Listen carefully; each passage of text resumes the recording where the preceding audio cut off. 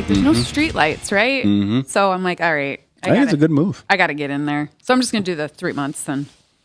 It's generally not, like if you time it out right, Yeah. you can get in and out Yeah. and it's comfortable. I'll probably go really early in the morning or Yeah, late at night. there you go. That's that's what I used to do when I went there.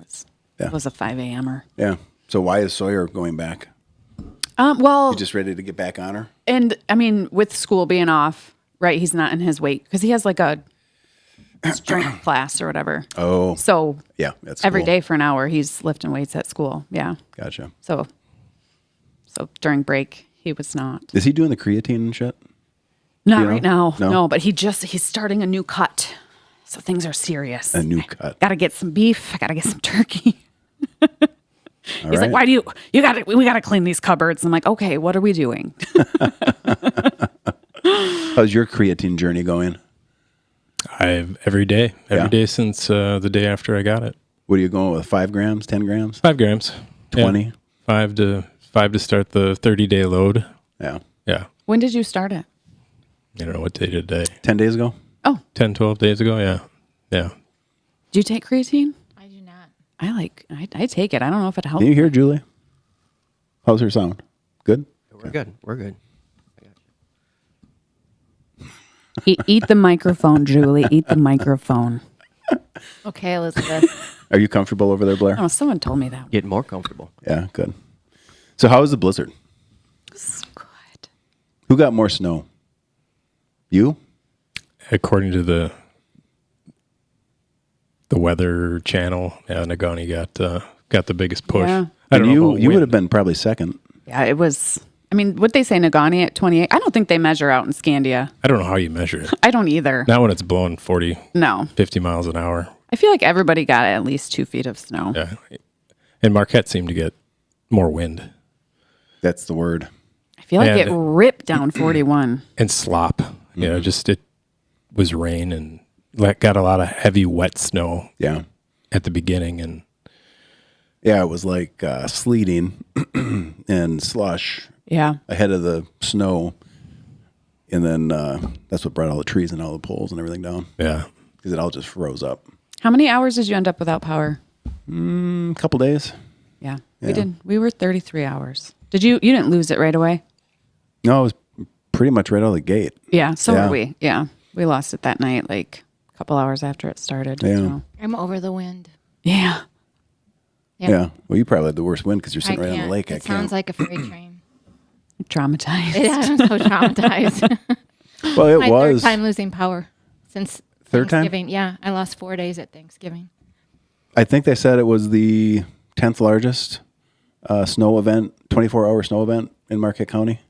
It's the worst Like storm I top think 10? I've ever been in. I mean, I've lived up here now over 20 years, and I think it was the worst. Yeah. Plus, I was by myself. I couldn't remember one like this. Yeah. That's how long it's been Yeah. because we've been so tame. Well, I've been indoctrinated now. We're good. Good for this winter, really. They say this winter's going to be a bad one, and it's setting up to be. So what's your checklist of things that you've done or still need to do to be more on the ready? I need my generator working reliably. Yeah. Worked for 45 minutes and cut out. But otherwise, I've got wood, got propane, 2 small propane heaters. I know how to light a fire. I know how to reset my furnace manually. I still can't change a spark plug in the generator. Do you know why it was cutting out? I think because I had it partway out of the garage, then the garage door pulled partway down, like the overhead door, that the carbon dioxide sensor decided I had too much carbon dioxide. And so it shut off. And then when I went to restart it, I think I flooded it. Where was the generator?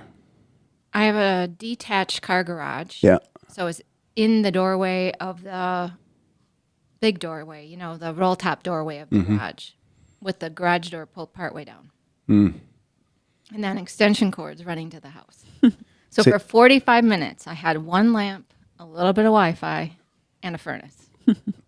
Stacy downloaded a generator safety checklist. I'll send it to you. I still Generators have to be like 20 feet from the house and cannot be in any sort of enclosure.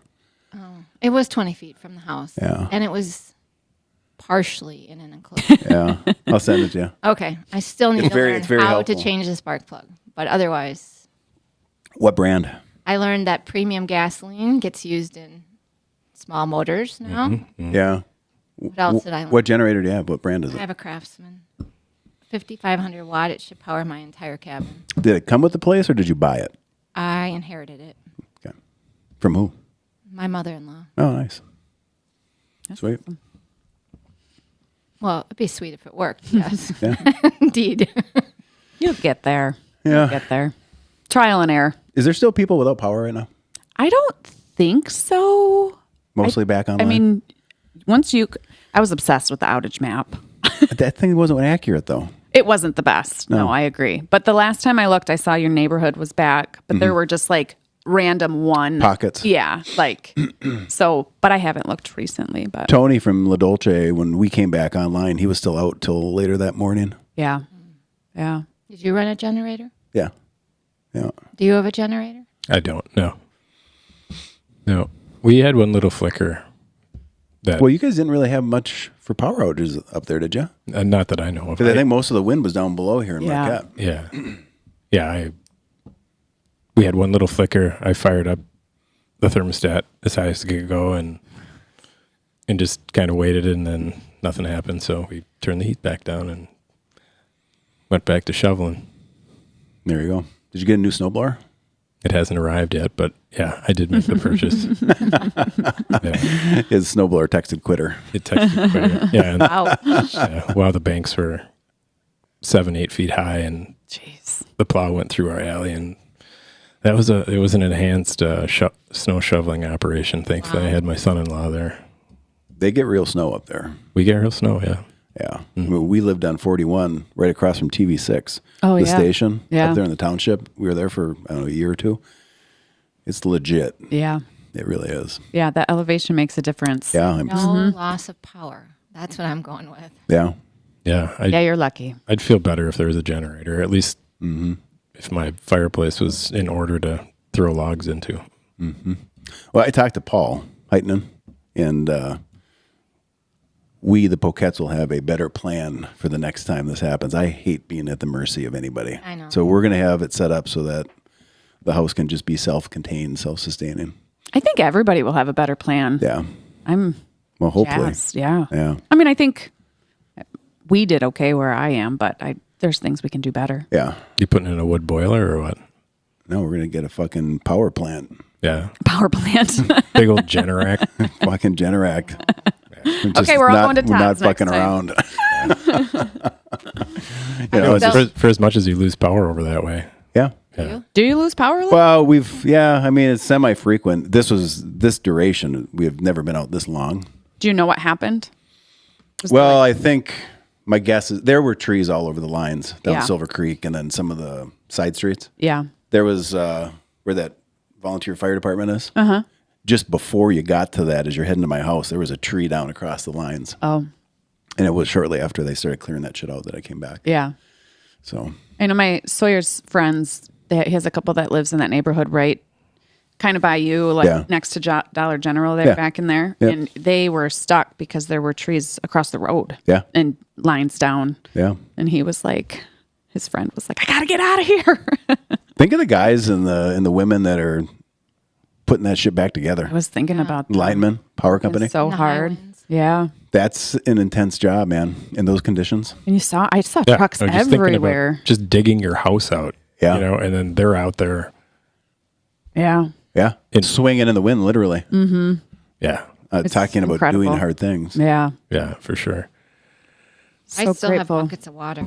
Do you? Yeah. Oh, Yeah. yeah. I'm not, until I go back downstate, I'm not messing with any of my plans. Well, we're still in power outage mode also. Yeah. We're on the ready. We still have backup wagons. Well, there's still a lot of snow on the trees. Yeah. Every Yeah. bike light Mm-hmm. I have is charged. Every Yeah, that wind picks up again, and it could be all Oh yeah. start a reset of 100%. power outages. I mean, there's a big pine in our neighbor's yard that you can see since the storm has ended. That thing is now. I got a lot of those. Tilted. I mean, Yeah. Yeah.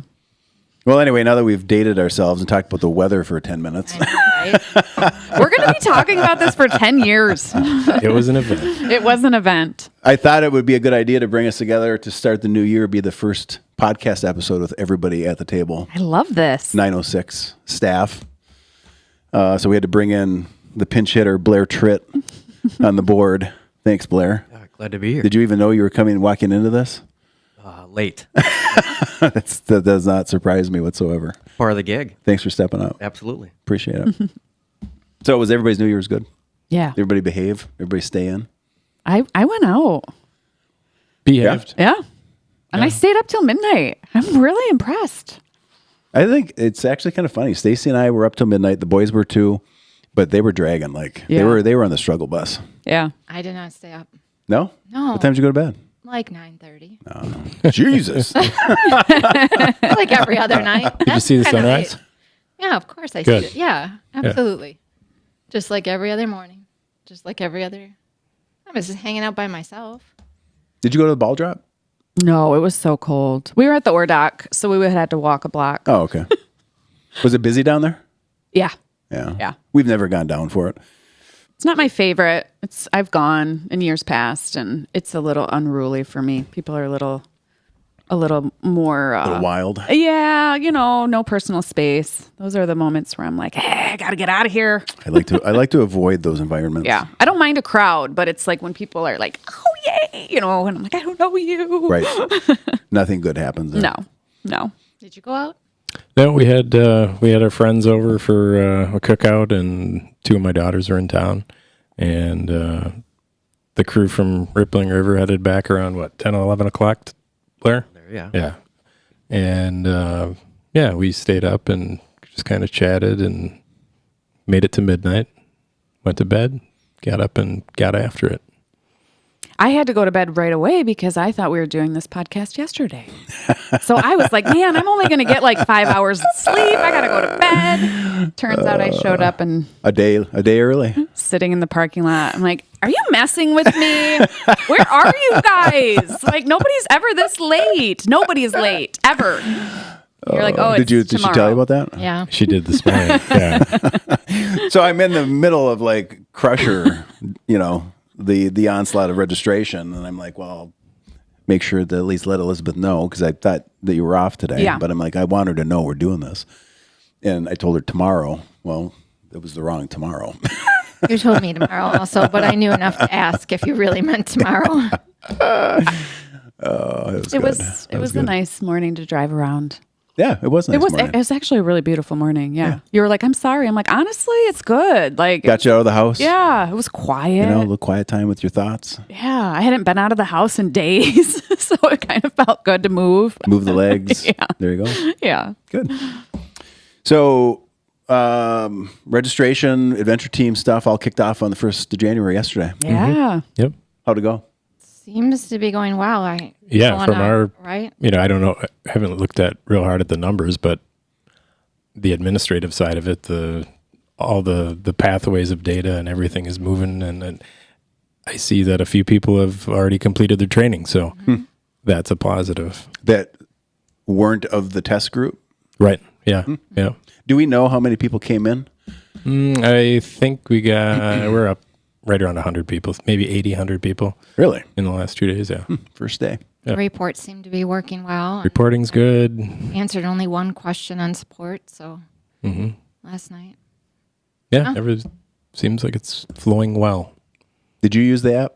I did. Did you use the app? I did. Well, And you did. I've done it more than once, so I used the app once and I used the laptop once. Yeah. I've been through it on the Yeah. app twice. So both of them. It worked well. Yeah. Yeah, it was easy. Yeah, I thought I wasn't sure what to expect because it's new. So you just never know. Yeah. But once we got through getting me logged back in, it was easy. Yeah. It was actually way easier than having to dick around with a laptop. You know what I liked? Being able to screenshot some of the information that I knew when the quiz Sure. came around, like some of those. I always get messed up on like the heat exhaustion versus the heat. What's Yeah. the other? And so I stroke. Yeah, I screenshotted those pages so that I could go back for reference. I liked that. You can't really. I guess you can do that on a laptop, but it's not as convenient. Yeah. Yeah. So that was nice. And now I have that information in my phone too, because I know Right. that's the stuff that I get a little mixed up on. I liked that. Yeah, I thought it was smooth. Yeah. I mean, we got some updates we got to put onto the hiking page, which we'll talk about after this. But even that, we were able to get that up in some semblance of being live for the day. So that's good. It's really good. It all came together. It did. Just in the nick of 10. It did. Nailed it. Yeah, that's impressive that we have 100, close to 100 on board already. So that's volunteers. Yeah. 100 volunteers. Yeah. Yeah, I mean, we're probably going to end up close to 650. Yeah.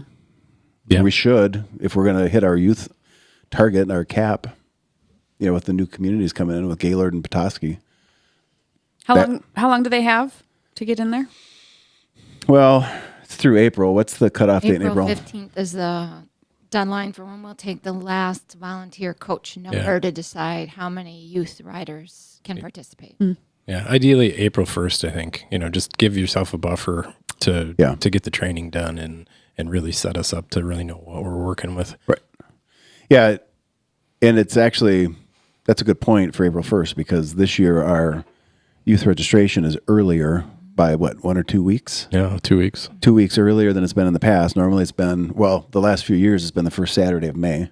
We moved it up 2 weeks because the number of teams that we have and the number of administrative things that have to happen between registration and the first orientation, there's too much work to be done. Well, also last year, volunteer reg opened a little later, so probably the window of time is about the same. The window of time is Yeah. the same. Yeah. Just moved up 2 weeks. Right. And did we open about 2 weeks late last year? Something like that. Because we were bringing in the new system and still in testing. And Oh, yeah. Yeah. yeah, we rolled out a little bit later than usual. So back on track. Back on track. That's good. No concerns that popped up? What was the from the support line, what was the question that came in? Was a Marquette volunteer wondering if they registered as a volunteer, if they needed to volunteer both Monday and Thursday night. So it was not really wasn't a tech question. Ah, got it. So what do you think of the hiking? I think it's going to be fabulous. I think kids are going to love it. Yeah. What do you think? Oh, I think it's great. Yeah. I think it really opens it up to bring in more kids. Not everybody wants to ride a bike in the woods, but they want to, might want to get in the woods. So provides more opportunity. And, I love hiking, backpacking. So I'm excited to see it because I think there's a lot of good stuff that can happen. A lot of What's your opportunity. thought? I think you've hit on it a couple of times, just the pace of absorbing nature while hiking is significantly different than on a bike. Yeah. A lot of stuff blows by you. I think it's going to give the barrier of entry for a lot of kids is lowered by putting them on foot. And I see it being equally as important as the bike program. Yeah. I see them both thriving. And, when running happens, but for the most part, hiking is the I think that's where it's at for just getting kids out into the woods. Yeah. Yeah, I've spent more time than I'd like to admit thinking about it the last couple of weeks. The whole, because we went out with trail running and then sitting back and just kind of watching the reaction and the uptake of the trail running. And it's been fine, but just not what I would expect it to be, especially when you consider you guys talking about it makes this program available to a larger number of kids. So now, because we'll have people come into the comments and be like, well, what about the kids without a bike? Well, now they have an option, right? Or what about this kid or what about that kid? So this really does open up the opportunity window. But one of the telling things to me is when I put a post out through Facebook 3 days ago, sharing what we're doing and why, looking at the reaction to that and the engagement with that message versus every other message we've put out for 2 years about trail running for kids, it just spoke volumes. Yeah. And the interesting thing is I shared this in the post too, was when we were racing in 16 with 35 kids, we struggled to get, let's say 15 coaches, 10, 12, 15 coaches. That was hard. And a lot of times it was only the parents of the kids who were on the team. And from talking to adults, the biggest barrier for them was they don't want to have to chase kids who are faster than them through the woods. So there was this disconnect. Like the adults want to work with the kids. They want to help the kids have that experience of adventure, but racing is not what the average adult wants to do. And the kids are so fast now. They're going to drop you. Yeah. You don't have to worry about the kids being alone. You're going to be alone. Yeah. Yeah. But as soon as we went to the adventure model in 2017, we quadrupled our ability to recruit simply by repackaging the message and shifting the emphasis. Yeah. And I absolutely think the same is going to happen with the hiking. Yeah. It fits. You got adventure team bike and you got adventure team hike. On the page, putting it in as adventure by hike instead of adventure by bike. Plug for salsa. It just fits. It just fits. And you talk so much about, training for life. And this really allows kids to find something that they can really carry forward throughout their life. Absolutely. Right? And to know how to use trail markers and to read a sign and to use a compass. Like all of those things are really valuable no matter what stage of life you're in. And when we live up here with so much land and so many trails, I don't know, I just think it's such a great tool for kids to have and to be comfortable out there, not be intimidated and scared.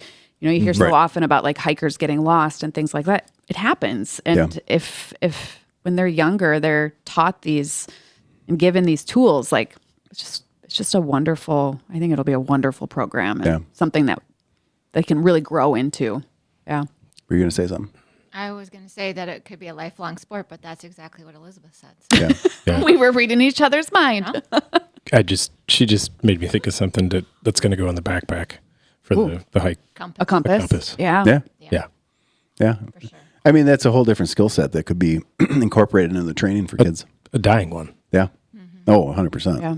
100%. Yeah, I don't know. We're just piloting it in Marquette this year. But the other piece I think that's really important is that we're moving it off of the night that bike club meets. So it's not like, a spare wheel. They'll have a dedicated day, Wednesday night, and that'll be their program. Yeah. Yeah, looking at the comments from people I don't even know talking about how they have 2, 3, or 4 kids that would love to be part of the program. If I do the math on 50 kids, if they actually show up and they sign their kids up, that thing would sell out probably before the bike program did. What's that? That's exciting. Yeah, it is. The trail survey that they did in Marquette, the number one trail activity was hiking. Yeah. It's accessible. It'd be interesting to see where it goes. I think the hiking portion could actually potentially outpace the bike side. Yeah. It could. If you take all the fundamentals from the events and the programs, all the messaging, the mission, everything we're trying to accomplish, and you just provide it in a even more accessible format than what mountain biking is, I don't know how it doesn't succeed. Yeah. I really don't. What do you think, Blair? You're a coach of a team in Green Bay. What's your take? I think it's a great idea.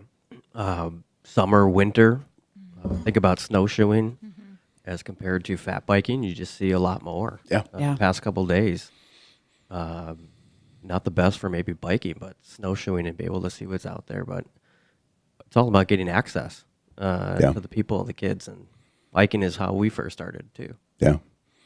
Yeah, I think it's good. If I look at the numbers right now, because all of our event registrations have officially been launched and filled up as of Crusher on New Year's Eve. If you look at the running numbers associated with the events, each event is showing a record number of runners or snowshoers for Polar Roll participating in the event. So I think that it's becoming recognized. The events are becoming more and more recognized, not just as a bike event, which will complement the desired growth for the kids because you do need volunteers to work with the kids. Yeah. It's awesome. Yeah. Backpacking. Can't wait to throw heavy packs on them. Oh, yeah. Whoa. It'd be fun, man. I mean, I could see Tip us. them over. They'll just tip right over. I could see at some point doing a, it wouldn't be necessarily every team doing it, but you could offer a backpack at some point up here as an extension as the services from the org continue to evolve and we do different things. We've talked about backpacking before, but it's fun. Yeah, it is. Don't you think, Mark, even just reading a map is something that people struggle with sometimes? I still struggle with it. If you're out of practice and, it's easy to go to your phone and use an offline source to figure out where you are.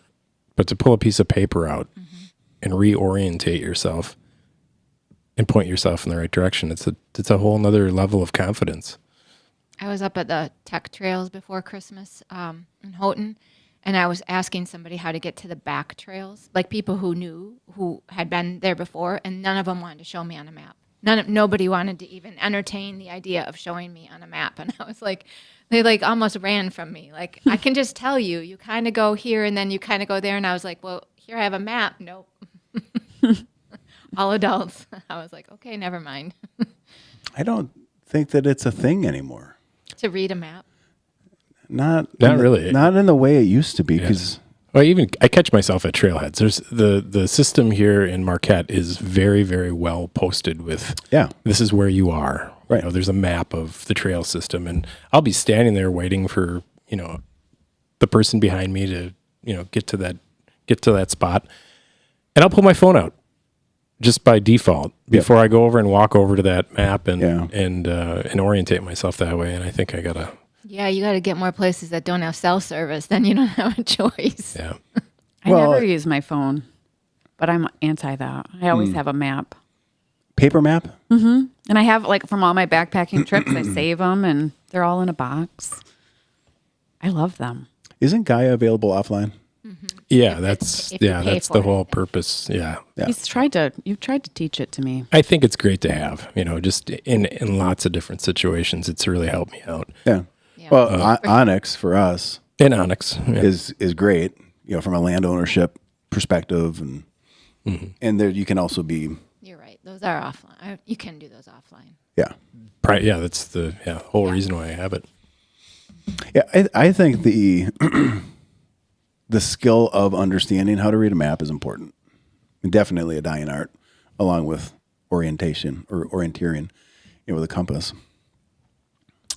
And I think adopting the digital tools also makes sense. I got to learn how to use those. It's a matter of becoming too overly dependent on it, and the power outage is just like that reality check where it's like, you fall in that habit of taking a lot of shit for granted, and then all of a sudden it's not there. And I think that we're fortunate because we do so many things. Like discomfort's literally what we sell. Right. So for me, it was not, I pretended I was camping. Yeah. And I'm sitting in my winter gear. I went and pulled all my backpacking gear out. Yeah. But the average person, that is not the case. Yeah. You lose power. This is a real situation. So I think it's continuing to maintain sort of that autonomy, that independence, and use the tools that are available because that's why they're developed, but also some of those legacy tools kind of just brush up now and then. I remember how to use it.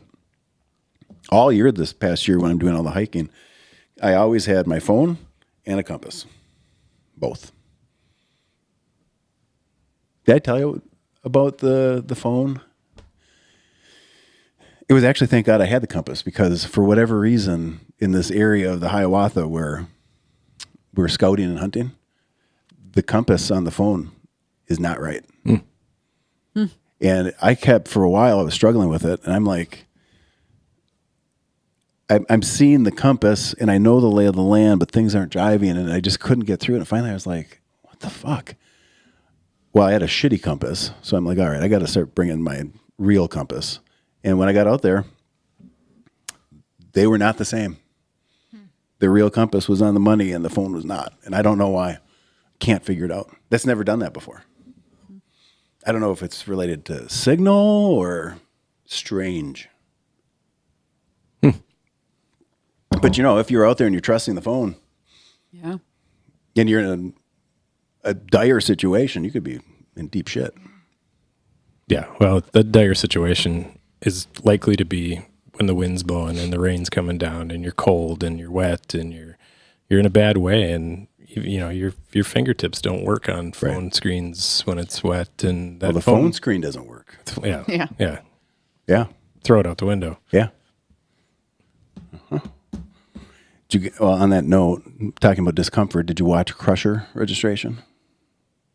No. It went fast. I saw 3 minutes, right, or something. Yeah. I put out 3 minutes. So that the first 400 spots, it was about, I said 3 minutes. It may have been 2.5. It was that fast. It was actually surprisingly fast. Were you on there watching it all? Oh, I was in. Oh, you were? I was part of that party. Okay. What are you signed up for? The 100, the mass start. Mass start? Yeah. That's a good one. I signed my son up too. He didn't know. Is he signed up for the 100? Yeah. Oh, that's perfect. That's perfect. But yeah, 400 spots. Like, gone. And then I added 50 more and they were gone. And then I added 50 more that night and they were gone. Mm-hmm.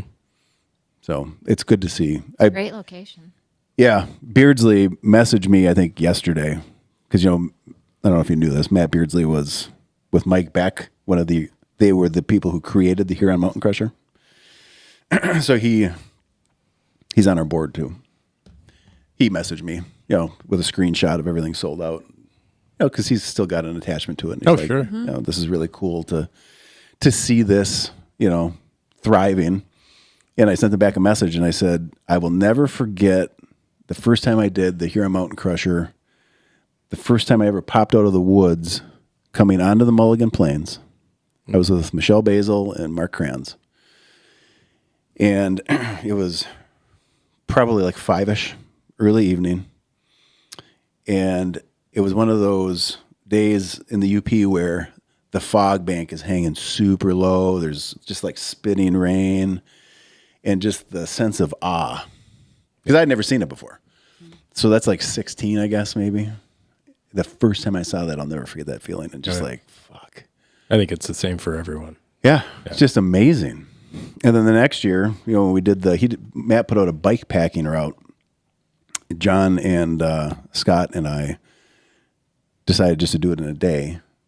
So we did it in a day. And even after that experience, just thinking like, that's when I reached out to Matt in 2017 and said, we gotta take this to more people. Like, more people need to have access to this opportunity because I just believe in the feeling so much. Mm-hmm. So, it's clearly resonating, He used to get 20, 30, 40, 50 people. Nobody knew about it. Yeah. You're an EXer, right? Not a mass starter. That's right. Remind me again, why is that? Because I like to. Do you like your adventure privacy? People. 5 days though up at my cabin without people this week. I was ready to see people again. I'll say that. When are you going to sign up? Probably the week before I do it. Yeah. Kim going to do it? Yeah, we're gonna take your advice and do 240s and backpack between them. Yeah, they're bike packing. Yep. Where's Ginger fit into this? She can't come this year, I think, because we don't need SAG. No.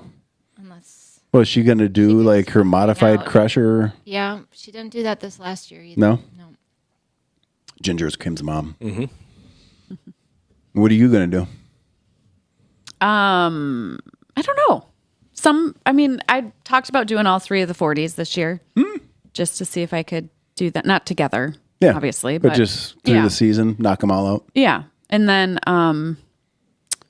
TNA said, well, let's do the 100. And I'm like, oh, I could maybe be swayed for that. But also, I don't know if I should. Maybe one more year. And she said, you're swayed. I'll see you this summer. Angie messaged me. So they have a way of just saying, we're going to do this. And then I just, me, okay, I'll try it. So The 100, the EX100 is a good one. Mm-hmm. That's kind of like the MS 100. It's all the best stuff of the larger route. So it's the best bang for the buck. I would do that one again. I just couldn't. My partner doesn't want to. do you want to do it with train us? that long? If I do it? Maybe if I can get trained up. Well, same. That's why we went with the 240s. with a stop in between. So we'll see. What are you going to do? All of them? Everything. You know, I did a 40 last year, and it was the first time I'd ever done one that was less than a 225, and I really, really enjoyed it. It was a really great day on the bike. One of my highlights of 2025. I mean, I romanticize about the idea of going out and doing the point to point. But at 225, I'd like to go back and do that again. I think we can fit it in the schedule. You added a few extra miles to your 40 also, I did, yeah. which made you happy. It did. Made me happy, yeah. The point to point is a good one. And we added a day. Fucking Kate's here. Oh, yeah. He's working. Okay. Yeah. I forewarned him. He'll probably pop in. I wouldn't be surprised. Yeah. Fucking Kate. How many people signed up for the point to point? I saw there were quite a few. Last time I looked, I think it was close to 40. Yeah. That's more than last year, right? Last year. How many went out? I want to say that there was 50 maybe signed up. Okay. 38 showed up and started. Okay. About that. Yeah. The number that surprised me actually out of the gate was the EX225. Last time I looked, it had like 20 some people signed up. And I'm just trying to sort out, like, is that being driven because people are catching on to the buckle opportunity? Because that is currently the only buckle option for Crusher. Well, you know, in Trilogy. And then, right, secret event, Yeah, this, knocking it out. yeah. You get 40 hours on the EX225 versus 29 on the Mass Start. Yeah, you can kind of let it play out to your schedule. Right. Yep. So probably a little of both, but it's actually kind of nice to see that route getting on opening day of registration, that kind of commitment, because it hasn't been that way. Actually, on that note, I'm bringing in, I don't know if you saw it, it's next week. Lisa Randall's going to come in Oh, for the podcast. It's Monday. I think it is Monday. And we're going to talk her EX225 and just some of her other stuff she's done, because she's been a Margie Gessick buckler, and not in the bike, but like duathlon. She'll be an interesting one to talk to, because she held the fastest time for the EX225 last year. She's fast. Yeah. And Remember that. she was hinting, we'll have to kind of put her feet to the fire. She was hinting that she and Laurie may do it this year. Or maybe she wasn't saying Carrie would, but she was hinting at doing it again. So we'll see. What do you prefer? Big Mass Starts or EX stuff? I like them both. I mean,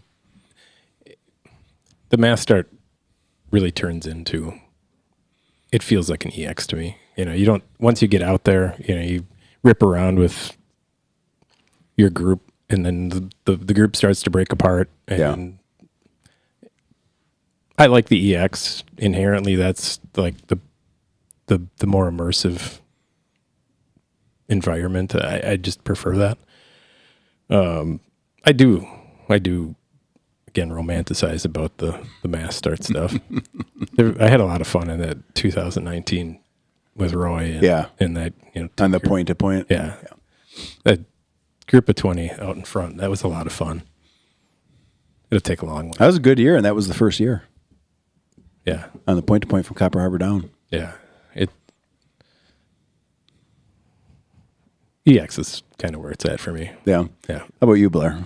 Mass Start, EX? Both. Like them both? Started the EX with the EX in 2020. So COVID year. And then I've continued to do the EX for the past 5 years, and then weave in the Mass Start the past, 3 years now. Both different. But I'm probably more of an EXer. The MS is a little bit different flavor. That's fun. What do you like about the EX that's different? Or how is it different for you? Solidarity. You're out there, you're alone. Yeah.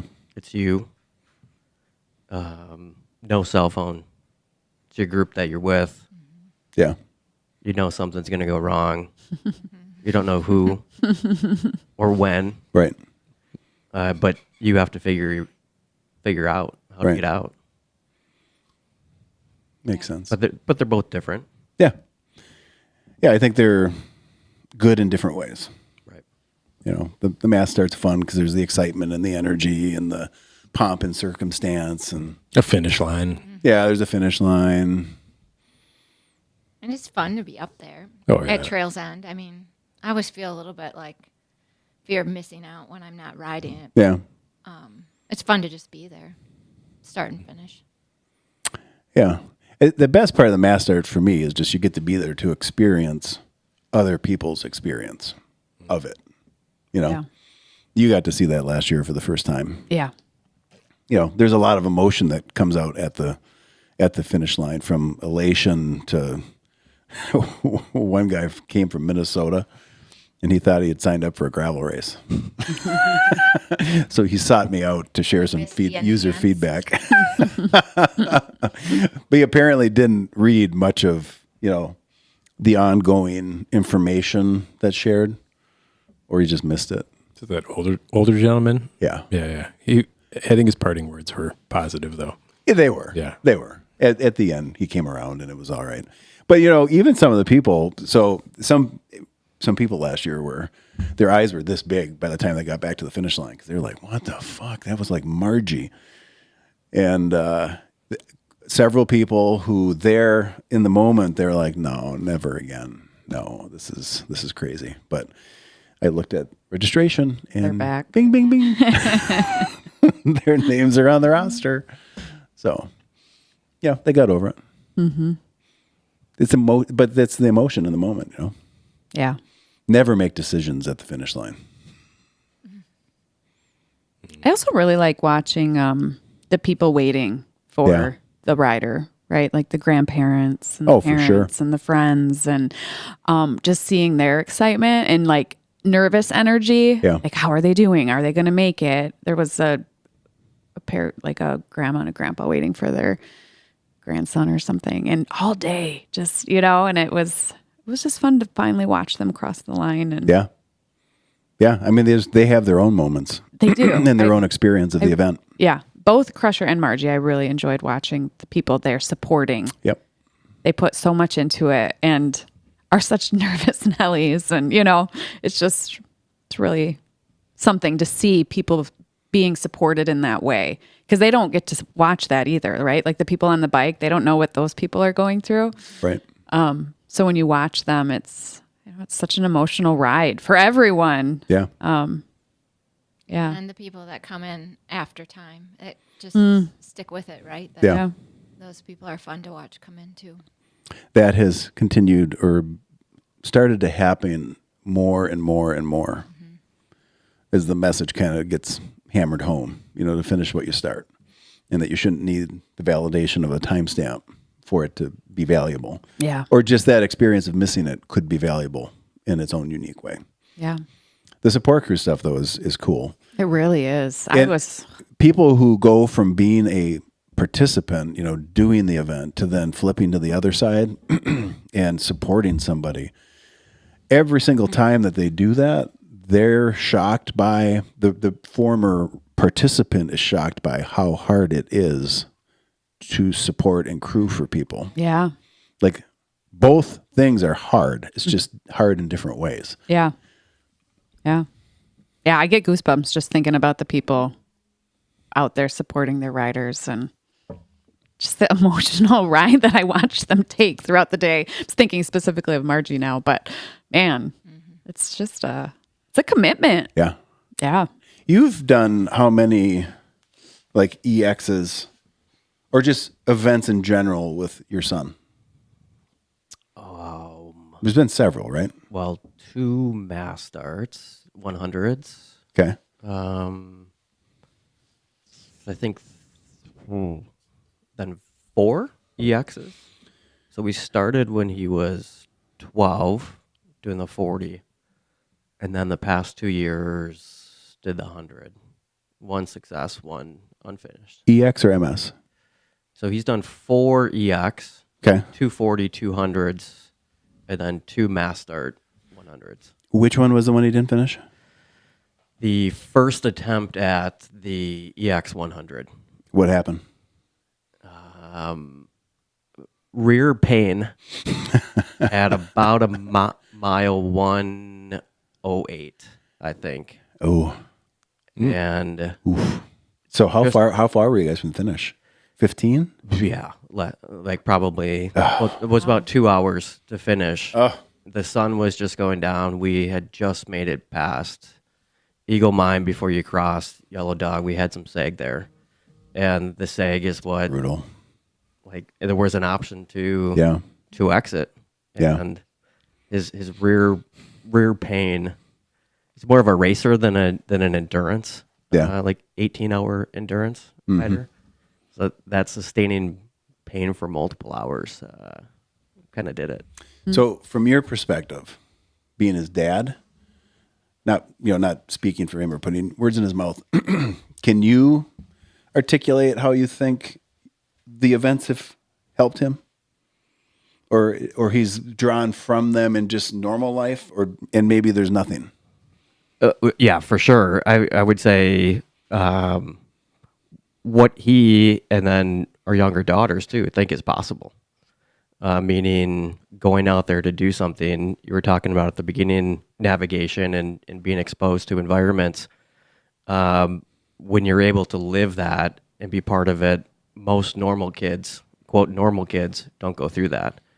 And their state of what they're able to navigate through and spend 10, 12, 18 hours outside just riding their bike is kind of unheard. So it helped him work through that and build that tenacity, the grit, the will. Do you think it expands the kids' sphere of like the level of discomfort that they can handle or willing to handle? Yeah, and I think it helps them seeing you do it. And go I was through going it. to ask you that.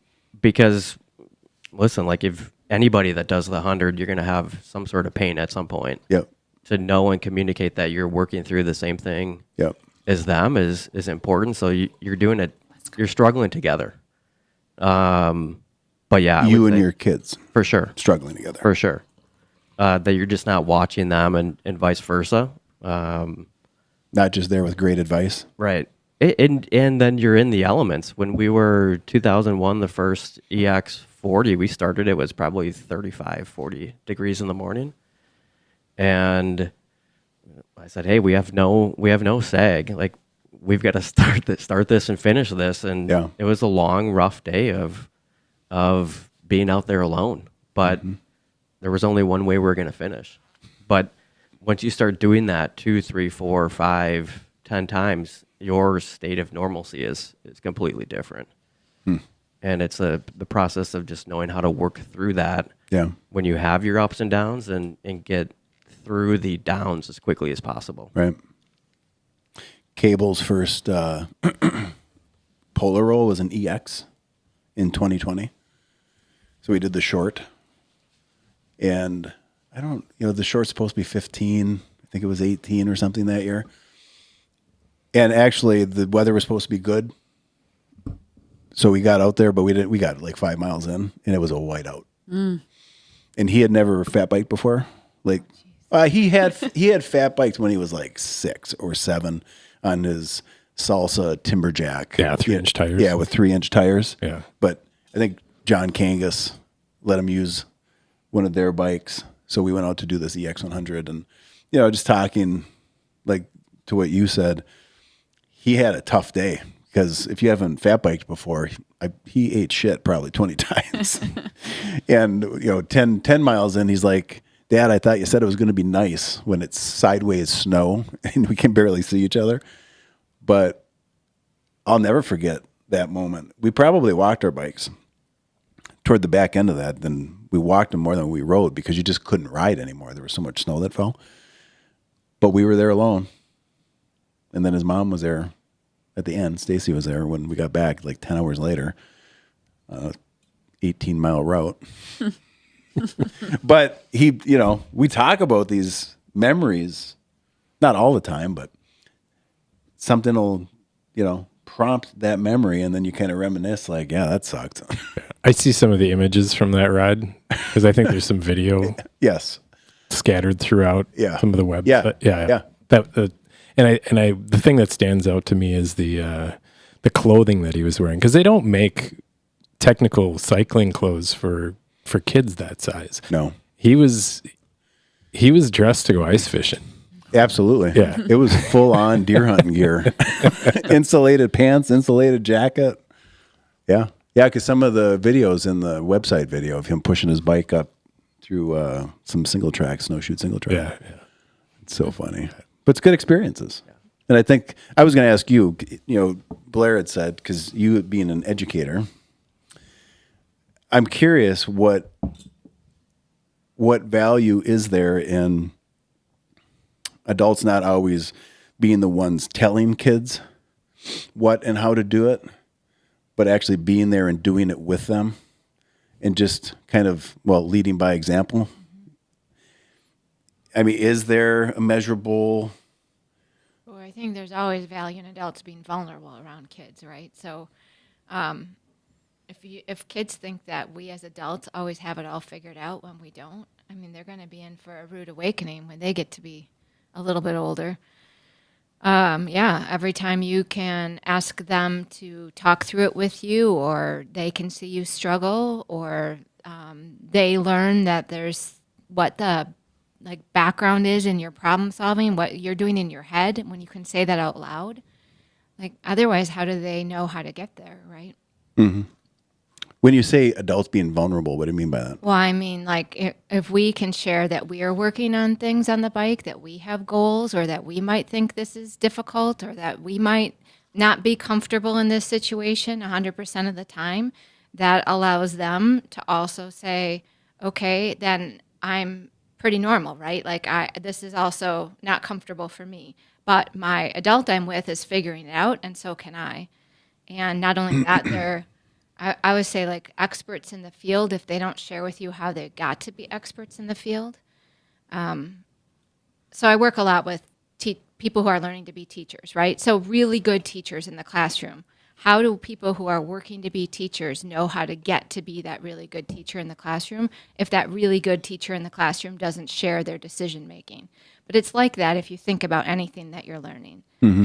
If you just see somebody who's an expert at that, you don't necessarily know how to get to be there, right? Whether that's biking or hiking or just being a good adult in general, if you don't share your thought process, and that takes being vulnerable sometimes, because sometimes as adults, we like to think that we're experts and we have it all figured out, and we don't like to share that we don't know, or that we're working on something, or that we're trying to figure it out too. So I do think there's great value in figuring it out together and talking through it. Yeah, I guess the reason I'm hesitating and thinking is I'm not saying that this is right or wrong. Vulnerable isn't what the word that comes to mind when I think about, because in all the different things that Stacey and I have done with our kids, camping, whether it's events, different things, there's always sort of the sharing of what we're doing and why in the decision-making process to sort of let them be part of it. And I've never actually thought of that as a vulnerability, but maybe it is, or maybe for some people it would be, because I think it is for many adults. because maybe they feel like they have to have the answers. Mm-hmm. Whereas I've always been super comfortable, just openly admitting the only thing I know is there's a lot that I don't know. Well, if you don't want to use the word being vulnerable, you could say taking a risk, right? Adults don't always like to take a risk in front of other adults or in front of kids. Yeah. And so it's taking a risk to say, I don't know. Or it's taking a risk to say, let's figure it out together. Or let's try it and see what happens. Those are all risks that adults might not be comfortable taking. Mm-hmm. And I say that's being vulnerable, but... Yeah. What I think it's sharing the process when you do the things with kids. So let's say that Blair goes to do the 100 without his son. Okay? And all that his son sees is Blair leave and then 18 hours come back victorious. Right? Mm-hmm. All that he has no concept of what it took, what went into it, what happened, what Blair had to overcome. He doesn't know anything more than he did, except now he thinks his dad's a badass. Right? Didn't get crushed. Didn't get crushed. But if in the example where Blair and his son go do it together, then it's like you're sharing that process of what it takes to get there. But I think there's a middle ground. Like, well, there's two things. Number one, if Blair's son never does it, he might not think Blair's a badass Right. because maybe Blair does these things all the time and all he sees is you crossing the finish line and great, Dad, now can we go home? We've been waiting for you all day or whatever, right? Like, you don't know he's a badass unless you have some appreciation of what went on in those 18 hours. Right. But secondarily, I think adults can oftentimes take kids out, and maybe a Crusher EX isn't a good example of this, but and just do everything for the kid, and the kid doesn't learn nearly as much as if you share the process, if you share the Doesn't get what they thought could have. process, Yeah. the risk taking. Well, that's interesting because I think to what you said there, like, so within the community, if you're a kid within the community who doesn't have interest in doing this with their parent or parents, you might still come to the conclusion that your dad or your mom's a badass, but only because it's understood that if you finish it, that you are. It's not to say that he is or isn't. You know what I mean? It's sort of like some of the norms that are established within a community. I mean, and I don't like hanging it. Like, I've never been an advocate for us doing this for people to be badasses because I think that goes to the ego train and then that thing leaves the station and it can get kind of out of control. Like, all of what we do should be more you versus you, training for life. Everything kind of comes back to informing being a better human. But being badass defined as you overcame some struggle while you were out there, right? Yeah. Like, because you were out there for 18 hours. Yeah. It didn't all go Right. Didn't go to likely plan. as planned, right? But your kid might not even appreciate that, again, if all they ever see is you pack your bag or you pack your bike and you come in at the end. Yeah. Great, Dad. Yeah, no, I am a firm believer that you need to subject the kids to things not going well and teach them how to work through it methodically with their mind and emotional regulation. That's huge. Well, and that's some of the challenge that kids have right now, right? Like, they watch these influencers, they follow somebody on YouTube that looks like they have it all. Yeah. Their life is perfect. They have the cars or whatever it is. My nephew follows a couple really big influencers that he's like, I'm just going to grow up to be like that person. Yeah. But that person doesn't share what it took to get there, right? Like, it's just, this is my life. And it's like, well, what was the hard work that you did to get to that point? Like, that's the piece that I think sometimes kids don't get to see. For sure. And so when they can go out and actually experience it for themselves or be a part of it, changes that mentality. Well, I think one place where kids aren't really well prepared is if, let's say, they're in a really supportive environment, such as an adventure team or this community where the adults are actively going out of their way to, in an age-appropriate way, test kids to make them stronger and become more independent, develop self-confidence, self-mastery, right? Mm-hmm. What I think, this might be something for the training someday. What I think we forget is as kids start to have some success, I don't know that they're prepared for the backlash they'll get from other kids their age for the success they're having. Yeah. Or how that will draw negative attention from others around them. I don't know. Your kid's a cross-country runner, isn't he? Yeah, and Nordic racer. Yeah. Yeah. So you ever had anything in that line? I mean, or is it pretty supportive community? I mean, generally they're more individual Yeah. sports than The cross-country than running team in Nordic. sports. Yeah. So it actually bodes well for adventure team and that entire Right. mindset. And the community is actually pretty similar of parents and Yep. and people within that. But And is that because it's not a team format where there's a limited number of positions that all the kids are vying for? Do you think that that's what makes it different? I think it just comes down to what people are interested in and where Yeah. they spend their time. Yeah. Most of them are outdoor activities, lifelong activities that you can do: Nordic skiing, hiking, running, ongoing, and you just we tend to see, obviously we're in that group of parents, but you tend to see more families and wanting to be more actively engaged in those sorts of activities as Yeah, well. that makes sense. But it's a balance. You need to have team sports as well. But again, if you want to spend time outside, you've got to find avenues to do that as a family. Right. We should get more kids in the Crusher MS-25. That'd be perfect for them. Do you know we put that out there? It did. Yeah. Yeah, I saw that. I didn't see the numbers, but You mean as far as registered for it? yeah. 40-ish. I don't know age-wise what, who gravitated to that, but I think it was kind of put in like a fallback for if there's families with kids that maybe the kids aren't ready for the 40, which is actually like a 50, they could check into the 25, which is probably a 30.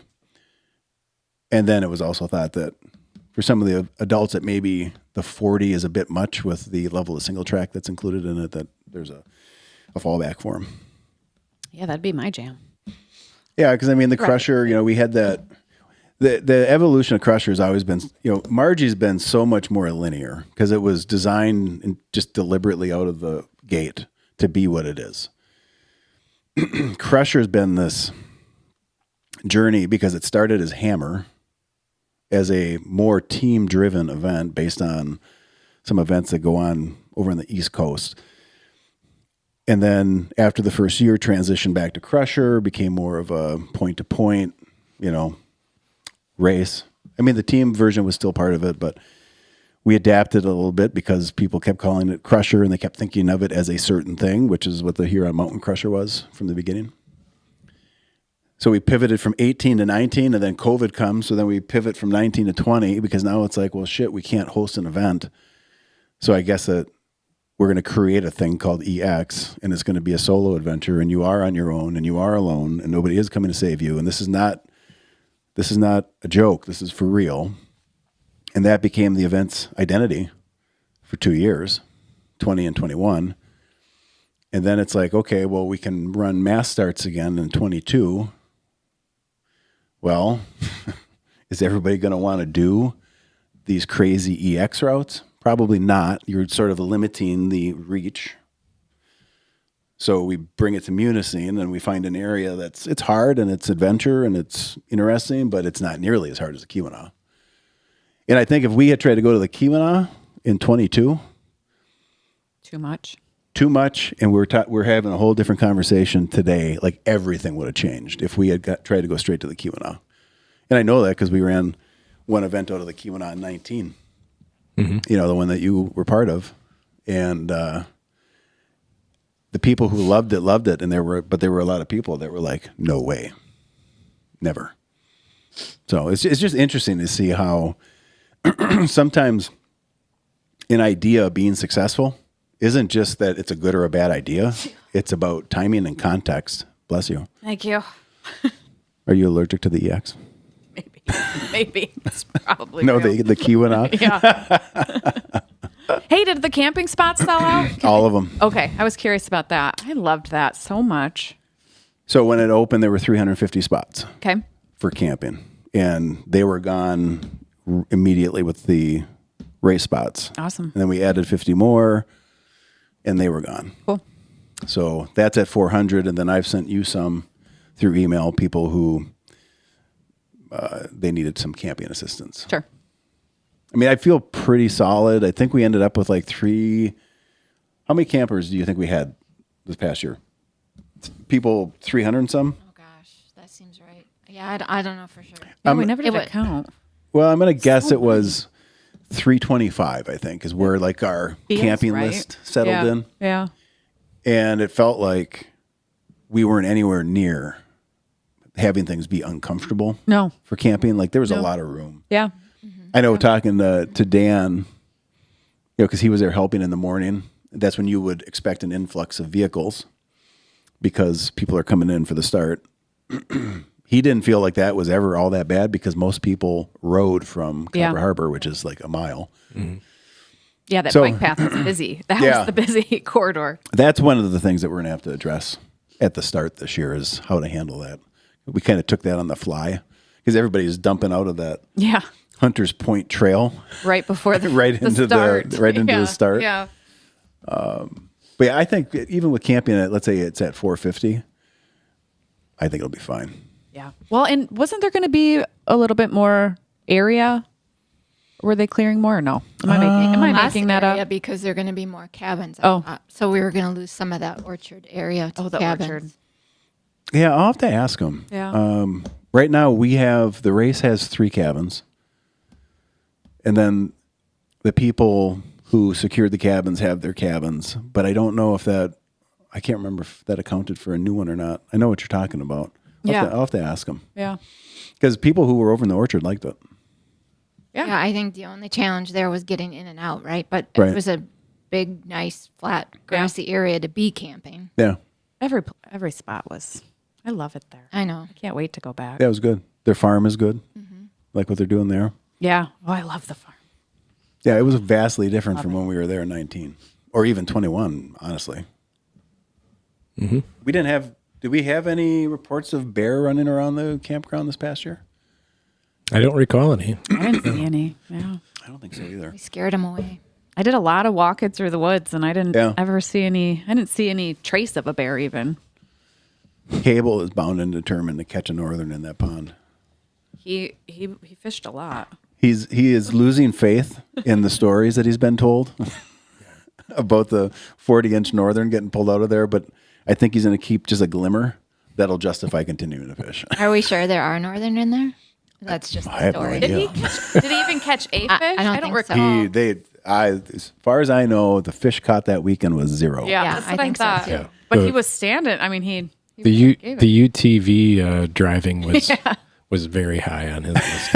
It did kind Yeah. of switch at some point Yeah. throughout the weekend. Yeah. Yeah, when he became a But he was driver. also very helpful with He that was? UT. Yes, he Yep. was. Yes, we negotiated because we both wanted to drive it. So then he was willing, if he could be the driver, to do any errand I asked, Yeah. whenever I asked. He was really, yeah. He was good. Yeah, he was Yeah, great. I think wasn't Stacy's Phil daughter? Waters got Was rid of- Haley there? Yeah, Haley was there. Yeah, it seemed like there was like a little posse of kids. He borrowed me an umbrella, and I will never forget that. I will always just feel like I Where owe did him he one. get an umbrella? I don't know. Probably That's a took it from good question. Stacy. Yeah, right. He went by, and I was so miserable, and I was like, "Oh, you have an umbrella?" And then he came back. He's like, "I think you need this more than me." And I'm like, "Oh, I'm actually gonna take it because I was so cold and miserable." That's great. I will be more prepared this year for that weekend as well. Did you guys see that the secret event registration opened? I saw that this morning just because I saw a post or something. How's that going? It's open. Last time I looked, like 70 people had found it and signed up. Awesome. Mm-hmm. So you didn't tell people it opened up? Well, it was on I there. put wasn't one it? post in. I put one post in the groups Okay. and just said, "Hey, it's going to be live on this day. You're going to have to go find it." Okay. 70 people have. And 70 people have. Sweet. I think there's like 300 on our Hall of Pain list, 300-ish. So, maybe getting close to a third of the people signed up and on it. I find it actually kind of funny because absolutely zero information has been put out there on it. Like they don't even know what the hell they just signed up for. Yeah. I bet we're up to 500 before when Margie closes. You think so? I bet you. You think it's going to go up 200 people? I think so. Let's make some bets. What do you think? So we're at about 300 right now. Of people in the Hall of Pain? How many people after Margie do you think will be in the Hall of Pain? 300 right now.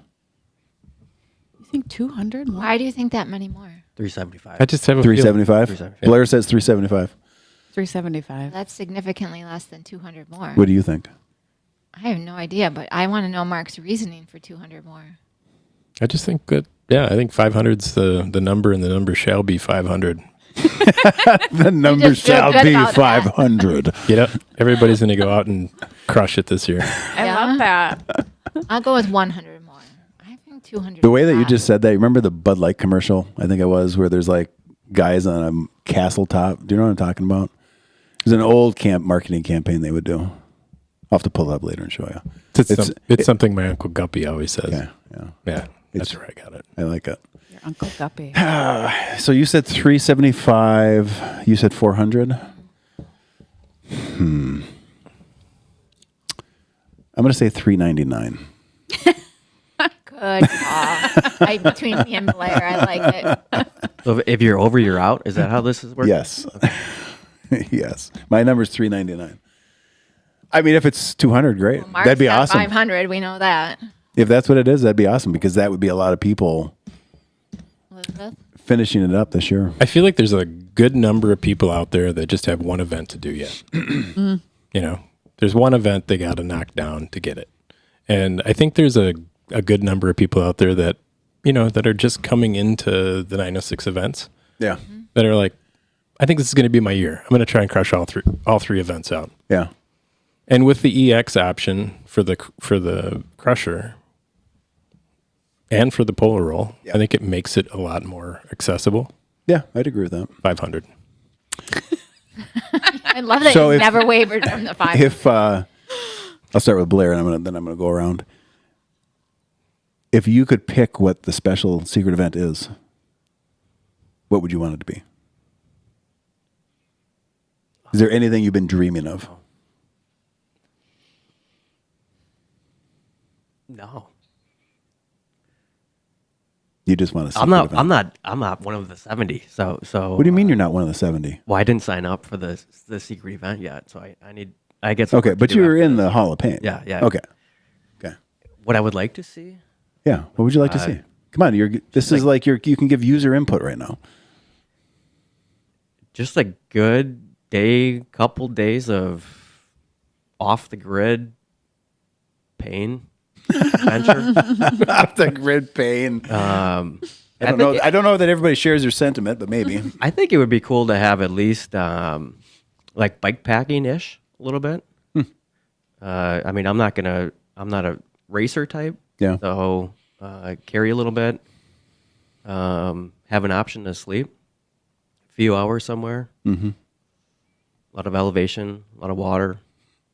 You know, lot all of- the good stuff. A lot of bike pushing. I'm not a fan of the pushing so much, but it usually is a good time down once you do push up. Right. Usually miss turns and, Yeah. and such, but Familiar with that. Familiar. places with no cell phone coverage. Yeah. Roger that. How about you? What would your vote be for? I don't know. We've talked about a lot of different things.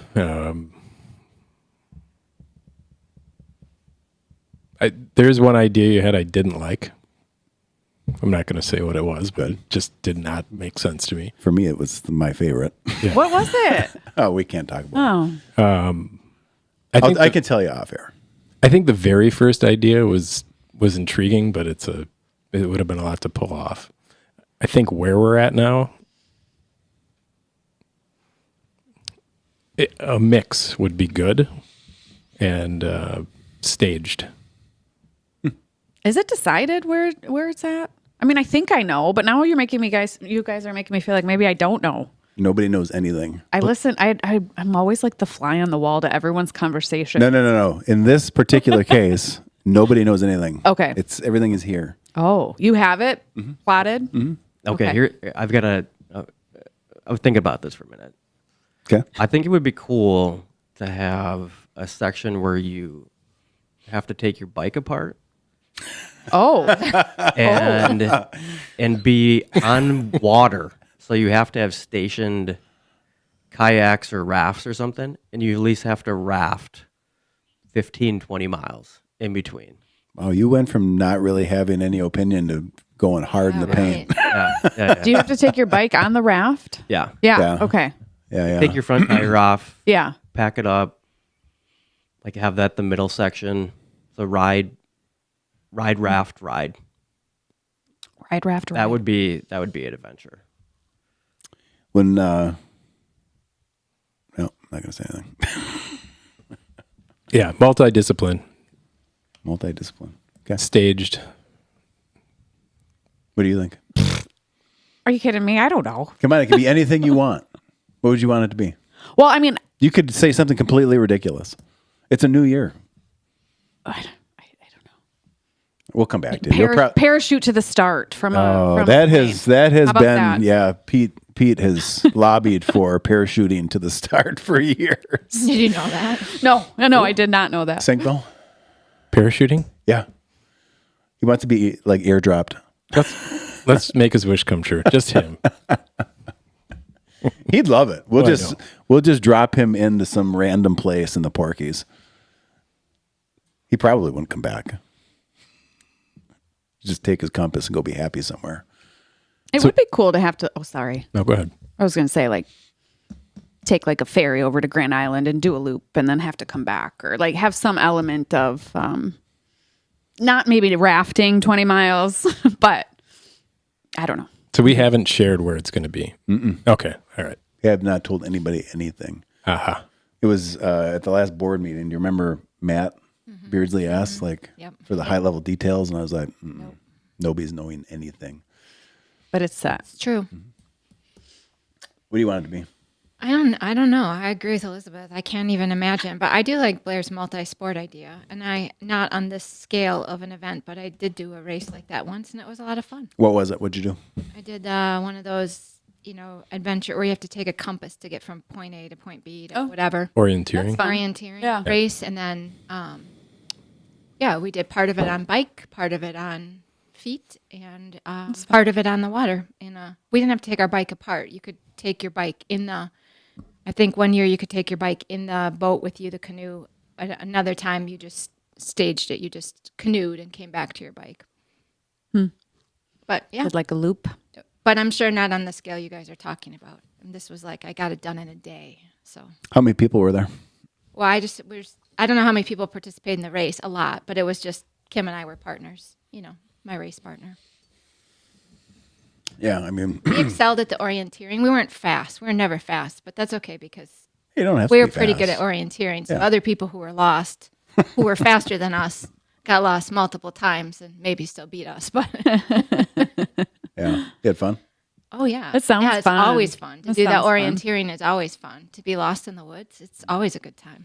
Do you and Kim ever butt heads over like what you think you should like? No, where you we should go, actually or- don't. We have That's great. We actually have two different sets of strengths out there. Yeah. And actually, I don't think we've ever both been down at the same time, even on a Crusher EX race. Yeah. Like if one of us is down, the other one can. Sounds like a good partnership. Yeah. Yeah, good yin and yang, adventure. She was mad at herself this year when we went off course, where everybody went off course. But I thought the On the downhill missed- was fun. on the missed and turn? I wasn't mad about it. And I had to push my bike back up the hill. Yeah, on the missed turn. She was looking at you, same place you missed the turn. Same place. Yeah, I loved it. Yeah, because the downhill was a blast, right? Yeah. But Were you didn't with 'em? have to push Oh, your yeah. bike. Yeah, that's what I thought. Right? The downhill was fun. It was great. We almost crashed, actually. Having That's a good not time. It was a long way back up to the correct turn. I think right now with the concept routes that are out for Crusher, that you're going up that on the concept route for this year. Well, I already went up it and down it. So Yeah. it's okay. Yeah, I think we flipped that around. I think the segment is like Silver Surfer. It's like a 6 mile segment. Yeah, but then what are you doing trail no return then? Well, I mean, it's 'Cause still that in was it. after it, right? It's still in it. No, that's over by Kerwood. That's coming off of Kerwood. Ah, yeah.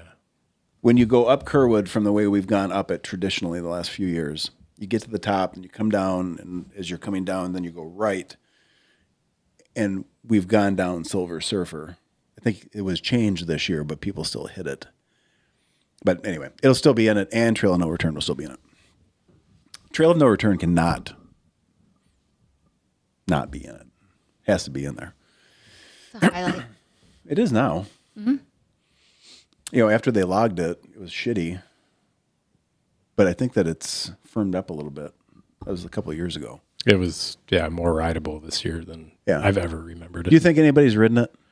Besides Mark. I got pretty close. Yeah? Yeah. Yeah. But didn't ride it. No. If I'd have been on a flat bar bike, a little less loaded, I think I would have gotten it this Yeah? year. The conditions were really good. Yeah. So are the washouts better?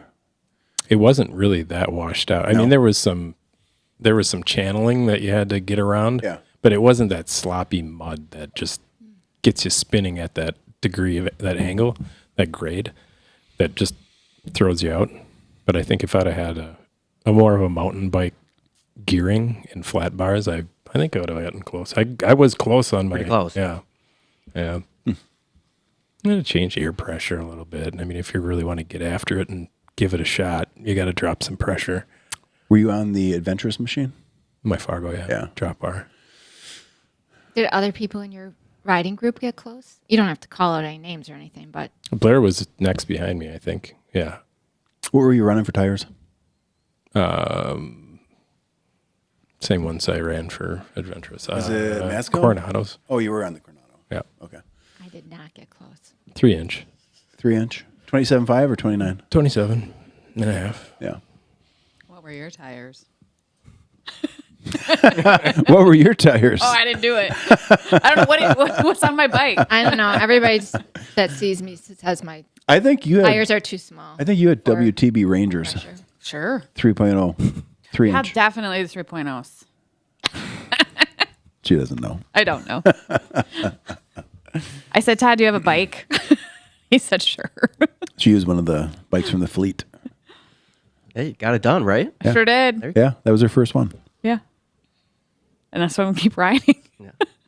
until he takes my bike away. So, what are you looking forward to the most this year? Now that we're headed into a new year, we'll start with you because this is going to be your first full year. Yeah. So you came in at like the March mark. Yeah, I did pull a roll knowing I was Yeah. coming on. What are you looking forward to? Well, it's going to be really nice to like have things start to repeat again. Yeah. Right? Like everything this year was brand new. Yeah. Every experience, every day. Not that any day is ever the same or any event is ever the same, but I have some experience now behind me, so I won't be completely like clueless, hopefully. I'll have some mark to, start from. Yeah. So that's going to feel really good. I'm so excited for Bike Club to start up. I'm getting like anxious. Like I was telling him the other day, I'm like, we got to get out of the office. Let's go set up. Yeah. Let's go set up Adventure Team. And he's Yeah. like, yeah. I mean, it just, I don't know. I love winter and I love where we're at, but I'm really looking forward to that. Can't wait for Crusher. All of it. Excited about the bike park. I mean, got lots of work to do with that. And, the holidays have been kind of like a stagnant time for me. Yeah. So everyone's busy. And Yeah. so I'm just excited to get back into that and make that happen. I mean, it's a big year. There's going to be a whole lot happening. And So you come into the new year feeling better prepared. for sure. Yeah, I think, did I message you yesterday? I asked you a question about putting a button back on the website. And I was talking to Tony and I said, go ahead and do it. I'm 70% sure Todd will say yes. I'm like, I'm starting to anticipate things better, understand like what is What we do and don't do. exactly. And he laughed. He was like, oh, you're up to 70%. I'm like, maybe 60. But I feel, so just having like a sense of who you guys are, how you operate, knowing, you talk about names and places and it's not so foreign anymore, right? Like day one, I was like, what are they talking about? Who are these people, you know? And so having those connections and some of my own connections too, it just feels good. When we were going through the cards for donors, Yeah. you got to that point where we were going to potentially, somebody was going to mail them for us, Yes. but we were going to have signatures that were auto-penned. Digital. Yeah. Did you have a gut feeling how I was going to react to that? Yeah, I thought he wouldn't want. I didn't think you would want to do it. Yes, that is. I did, and I think I told you that. Better check with Todd. Yeah, and even like the we were going to do the bulk mailing thing, right? Right. And knowing how it looked, I was like, I don't think he's going to want to do that. Yeah. Like it just doesn't look right. Yeah. So, and remember, I wanted to use a purple pen. I'm like, I don't think he's going to like that. It's just like all these little, and then you used a pencil to sign your name, and I thought I could have used the purple pen. Yes, I so did. I'm not always nailing it, This right? pencil right here. But yeah, Does it when we went through that and we didn't do the bulk mailing for the reasons that we didn't? yeah. and we didn't do auto pen signatures, and instead we did each of us signing it. Yeah. Once you got through it, does that make sense as to why? Oh, for sure. For sure. And a lot of times, like, that was their suggestion. Like, hey, Yes. and I thought, oh, well, I'll run it by them. Yeah. I personally, I mean, I would have signed each of them. Yeah. But I thought, well, not 100%. Right. Yeah. So, Those are the little things. So we had how many cards? 350 yeah, I think about? we, We had different people that have donated to the cause, right? Sponsors. yeah. Was it everybody? Mm-hmm. 350 cards. The best I could to track everybody down. And there's always this tension between efficiency, doing things the easy way, and sticking true to who you are and maintaining a personal connection, right? And it's hard to have both. So she's doing her due diligence, getting the options. And once I got to see what the bulk mailing was going to look like, I'm like, well, this looks like fucking junk mail. Yeah. I'm like, we can't, I understand why a lot of businesses do it, but it's not a way that 906 Adventure Team would do it. Because it looked soulless. Well, it looked like something you would disregard. Right. Yeah. And then the signature thing was like, I don't know, to me, they're taking the time to dedicate some of their money, their funds to our mission. We have to have time to be able to at least assign our name. Yeah. I mean, maybe when it's 1,000 cards or 3,000 cards, maybe You'll still have us sign we them. probably still will sign Yeah, those we fuckers. will. It'll take us a few more days. I don't know that you've been through this different conversations with me on this front as far as like that tension between efficiency and still it's like institutional knowledge. The institutional knowledge of the 906 Adventure Team is we know how to do hard things because we do hard things. And we don't strip away all of the hard things because it's more convenient, efficient, and saves time. But you also still have to save time in some stuff, right? Because diminishing returns. That's life here in these walls. And I'm getting better. Yeah, but I mean, I can see, so my point on that is I can see how in your first year, there'd be a lot of moments where it's like, oh, okay, well, we're not going to do it that way. We're going to do it this way. And it takes time to spin up and understand why, Yeah. the intentionality behind why we do it the way we do it. Well, and when you've been in a corporate setting, I mean, and you've gone through these pains too, like, takes some time to undo that Yes. train of thought. Because in a corporate setting, we're digitizing our signatures 100%, crank them out. Yes. Fair. Yes. So there's like this piece of, I feel like this is what we should do, but also my whole life I've been drawn to this. Right. So now I got to double check. Yeah. Because I'm doubting myself. Right. So getting more comfortable in that too, and letting some of that like shed off almost of, like it's freedom. It is, but it's also hard Yeah. to navigate sometimes. But it does feel good once every time a layer kind of goes, it's like, okay, all right, this feels good. Mm-hmm. Yeah. Well, and I mean, in some ways it's empowering because it's putting the decision making, well, we're doing things a little bit different, but you have the ability to make the decisions. Yeah.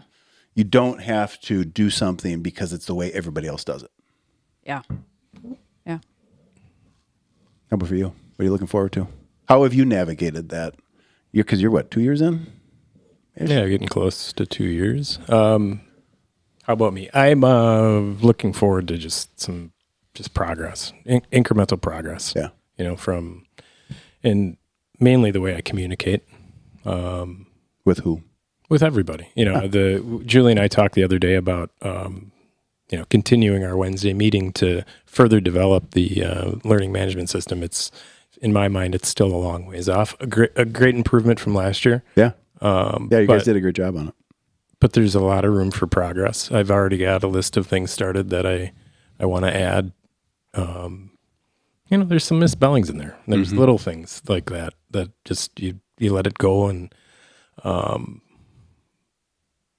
but just incremental process or progress in my process is to I think if there's any place that needs me to be more efficient is the way I communicate. That's fair. And I think the way we onboard and train our volunteer coaches is very important to me. Mm-hmm. So we need to revamp it. Mm-hmm. We need to sit down, look at it from start to finish, and add more content that brings more value to the table. Yeah. Yeah. Well, the content that's in there is dated, Yeah. and there's stuff in there that's relevant, and there's a lot that's missing from the last 3-4 years because we've continued to evolve as an organization. And, I think I sent that in a text to you both or an email. Like, I think that the content needs a revamp. Yeah. Yeah. That it can be it's good and it can be better. Mm-hmm. How about you? What are you looking About forward to? me. Well, I always look forward to every additional day that I can be in the UP, and for starters, and then secondarily working with you guys. So I'll take more days of that. And then I think my other favorite piece in the role that I play here is just the time I get with volunteers, right? And I think, like Elizabeth, now that I've been organizing volunteers for the events, I think this will be my first year that I will repeat every event working with volunteers. So if that makes sense. So anyway, Yeah. now people are starting to come to me outside events and say, hey, can you add my name to the list for, right? And so that feels good. Yeah. Like, or I've had a couple people come and say, okay, here's my whole list of events that I want to volunteer for this year, like well before the events. Right. And that's kind of, and like Elizabeth said, now I can put names with faces. I know who's a repeat, who I can count on for what task, right? And I mean, they give their time in amazing ways for all of the events. Mm-hmm. And it's a lot of fun to be a part of that. So this will be your first full year. This year, I think you were able to spend some time kind of crafting the tools you're using. Right. Because for almost everything, almost every event was a second time last year. So yes, then I could start to say, okay, we really have fleshed out Margie tools better than any other event. Yeah. And I can use that as a example Right. and go back and apply it to Polar Roll and Crusher. Yep. Margie, of course, has the most moving parts. Yeah, for sure. And then Crusher probably second Yeah, most, I was just gonna because say- it's on location now. Yeah. It always was on location, but up in the Keweenaw Yeah. provides some different constraints. Crusher, logistically, the challenger is just the distance. Well, the distance and the cell service coverage and Yeah. few less amenities. Yeah. I think for you too, you spent this year sort of looking at the tools that you had to work with, Yeah. tweaking them, Yeah. And I'm adjusting them to still, work for yeah. you. And, that's a Yeah. work in progress. You'll probably continue to refine them this year Yep. and they'll get better. I think the more times I can show up in person, the easier the work is also, right? So even that could be a board meeting even. Yeah. It's much easier face to face to work with people and to communicate and to get things done. So Yeah. that's a priority for me when I can make it happen. Yeah. I'm just not a fan of virtual. I mean, it's part of the world now. And like with the leads, we have to do Zoom calls. There's no way around it. But anytime I can avoid a virtual call, I will at all costs. Just it's not the same. The connection is not the same. It's not. Personally. If I have the choice to set a meeting in person or over Zoom, it's going to be in person. I'll take the time. What are you looking forward to? Well, from a team perspective, I think it'll be nice. We've gone through 2 years of onboarding Mark and then onboarding you, and then through that also onboarding Julie. Bill and Emily also. I feel like this should be the year where everybody has some significant time under their belt And we should have our best year as a team this year because we've got a lot of time together and everybody has their feet on the ground. So we should be able to look at how we can improve and work more efficiently and, divide and conquer. The biggest thing that I think is different for this year, for us just organizationally, is that we are in a position where we're going to have to ask for significant help to get the park built. Mm-hmm. And asking for help is not something that 906 has done a lot of. A lot of people, you see this. Mm-hmm. We're not out soliciting sponsors. Yeah. We don't beat the street. Your time is dedicated a little bit to Gillespie Park. But in large part for 11 years, we dedicated less than 2% of our time to pursuing money. Money tends to come to us.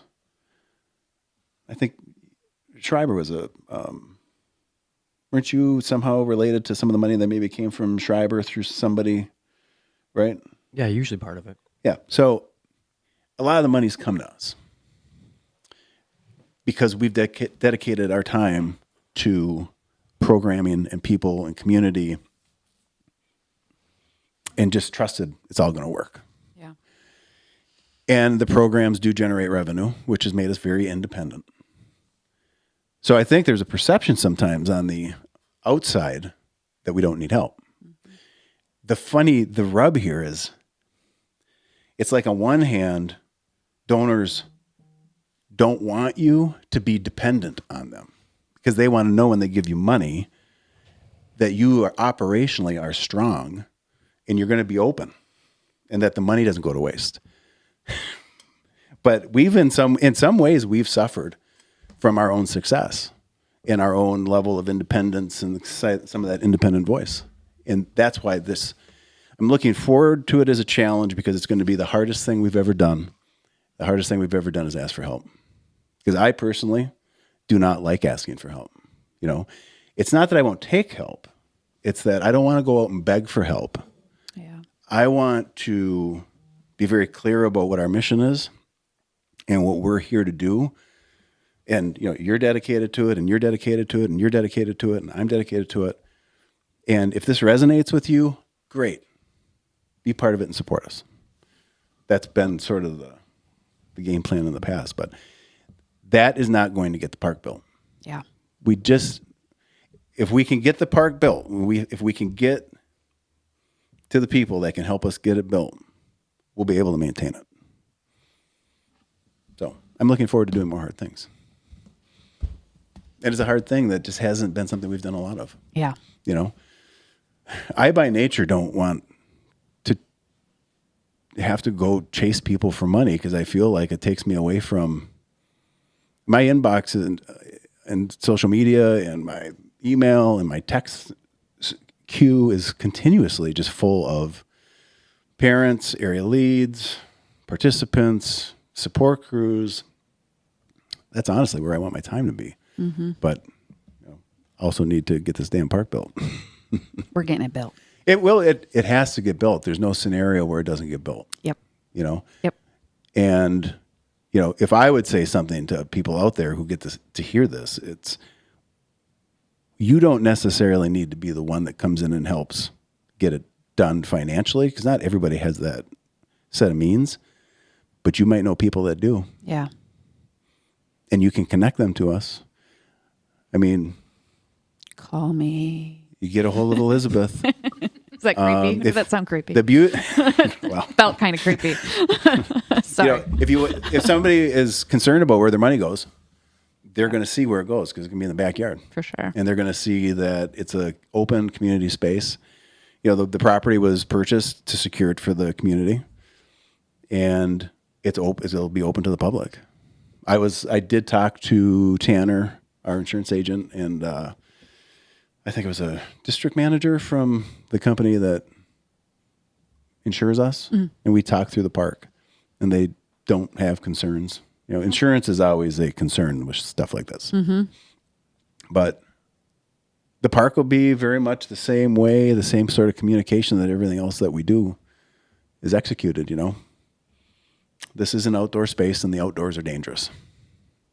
And you got to be prepared for that. Yeah. Like you might get hurt. You could get hurt in here. That's part of being outside. And then support it with, proper education and do things we haven't been able to do up to this point. Yeah. It'll really open up a door. Mm-hmm. And then along with the addition of a hiking program for the youth, that really takes it next level. Mm-hmm. We've never done a Strider program. You get the park built. Now all of a sudden you can actually work with kids under 5 right there. You can immediately work if part of your programming is hiking, you can work with kids under 5. They don't need anything except feet, shoes, and a desire to get dirty. So there's just a lot. Well, you can run other classes like bike packing or even hike, how to pack a pack and Yeah. all kinds of other bike Absolutely. maintenance and A lot of education opportunities. Yeah. Yeah. Yeah. Yeah. So it'll be good. Be a big year. How about you? You got left out there. What are you looking forward to this year? What's going on in Blair Tritt's world? I was just immersing in the hiking and the park and all of different rides, but I was still working through the reflection process. Yeah. It's a good time of year to do that. Yeah. Making some commitments to some of these rides and adventures and kind of planning around that. But in general, being more present. This was a good example of it. Yeah. Working with great people to do and have impacts on a lot of things that need help today. Yeah. 906 is just one of them. Yep. So Yep. live some adventure and make sure that you have an impact on those that you can. Mm-hmm. Put your time there. Service before self. What's that mean to you? It's out on our whiteboard. It's been there since just after Crusher, right? Yeah. Last year. Yeah. I know you and I talked about this one day when it was just you and I. Mm-hmm. But what is it? Have you reflected on that any further? Well, as I've dug in more and more in the last 2 years, I see myself being more like I have to slap myself upside the head every once in a while. And Meaning what? well, just finding time for myself has not been easy. Yeah. And I live a lot of my life in this, when can I take time for myself and just get out and do something? Yep. And that statement is more so kind of, it centers me back to what I got to do for 906. Yeah. And I think it's made my life, my personal life and my 906 life run in parallel, closer together. Mm. And it's really a blur a lot of times. What's one versus the other? Yeah. The line of, And I knew that was going to happen. But there are days. I mean, you give me a call or you give me a text and you say, and we were planning on me being gone for that day, but can we squeak this in? And I'm like, there's value. mm-hmm. All right. What time? What did you tell me? What? I did say, I said, Oh, wait. I was, because we're talking about getting her here, and with the storm and the power outages and stuff, like the time frame kind of got screwed up. And then I threw it out to her. I'm like, hey, how about Friday and we'll do a podcast? And she was like, I'm in, but you're going to have to convince Mark. I didn't say convince. I said get Mark on board because Yes, his family same is thing. visiting. Well, all you had to do is say Julie was going to be here and Elizabeth was coming. And all right, yeah, you guys kind of backed me into a corner a little bit there. I said I was not asking because your family was here. But everybody in my life has to, like you say, when you ventured off into creating a nonprofit, your family had to be on board too. And sometimes one of the harder parts is, communicating that to everyone in your life that you are all fucking in. Yeah. And I know that I haven't done the best job of keeping my composure or interacting with family. You know, I've sacrificed a lot. My life looks a lot different. You know, I'm grateful to have my friends up here for the new year and have family up here for the new year and Putting them to work. putting them, yeah, Put me to work. yeah. Well, this is service before self. It is. It is. It's a good example. And I know I got to work back. You know, I got to work on that. I got to work on maintaining relationships outside of 906 Yep. But I'm grateful that I've got family coming up here and supporting me and making their faces and their personalities present in my life. And they're all excited about coming up and going to have a fish dinner over at the Eagles Club. And you know, those little things are important to me, you know, just the salt of the earth people, you know, the Negaunee folk are great. I love it up there. We love a fish fry. Yeah. I love a meat raffle. Yeah. So Meat raffle. Can't help it. Well, mystery meat. I get so excited every Friday. We both do. I do. That's one little slice that I take for myself and spread amongst my friends, and I just love hearing the chatter in that room, and just it reminds me of home. You know, back in Winnie County, Wisconsin. Yeah. I like it. How about you? Service before self. I mean, I was thinking during this blizzard, all of a sudden I had like a panic attack because I was so nervous about my neighbor, right? Like, we got to go check on her. How's she doing? You know, it's those kind of things where you're broadening your circle, I guess, and caring about the bigger community at large for me. Outside of maybe the people that I talk to every day, or and she was okay, by the way. She was cold, but she was okay. She was cold. But I don't know. I think I've always had jobs where they're kind of like a 24/7 situation. Yeah. So I'm kind of used to that aspect. Like, you messaging me at all times it doesn't really faze me. Like, it just feels kind of normal.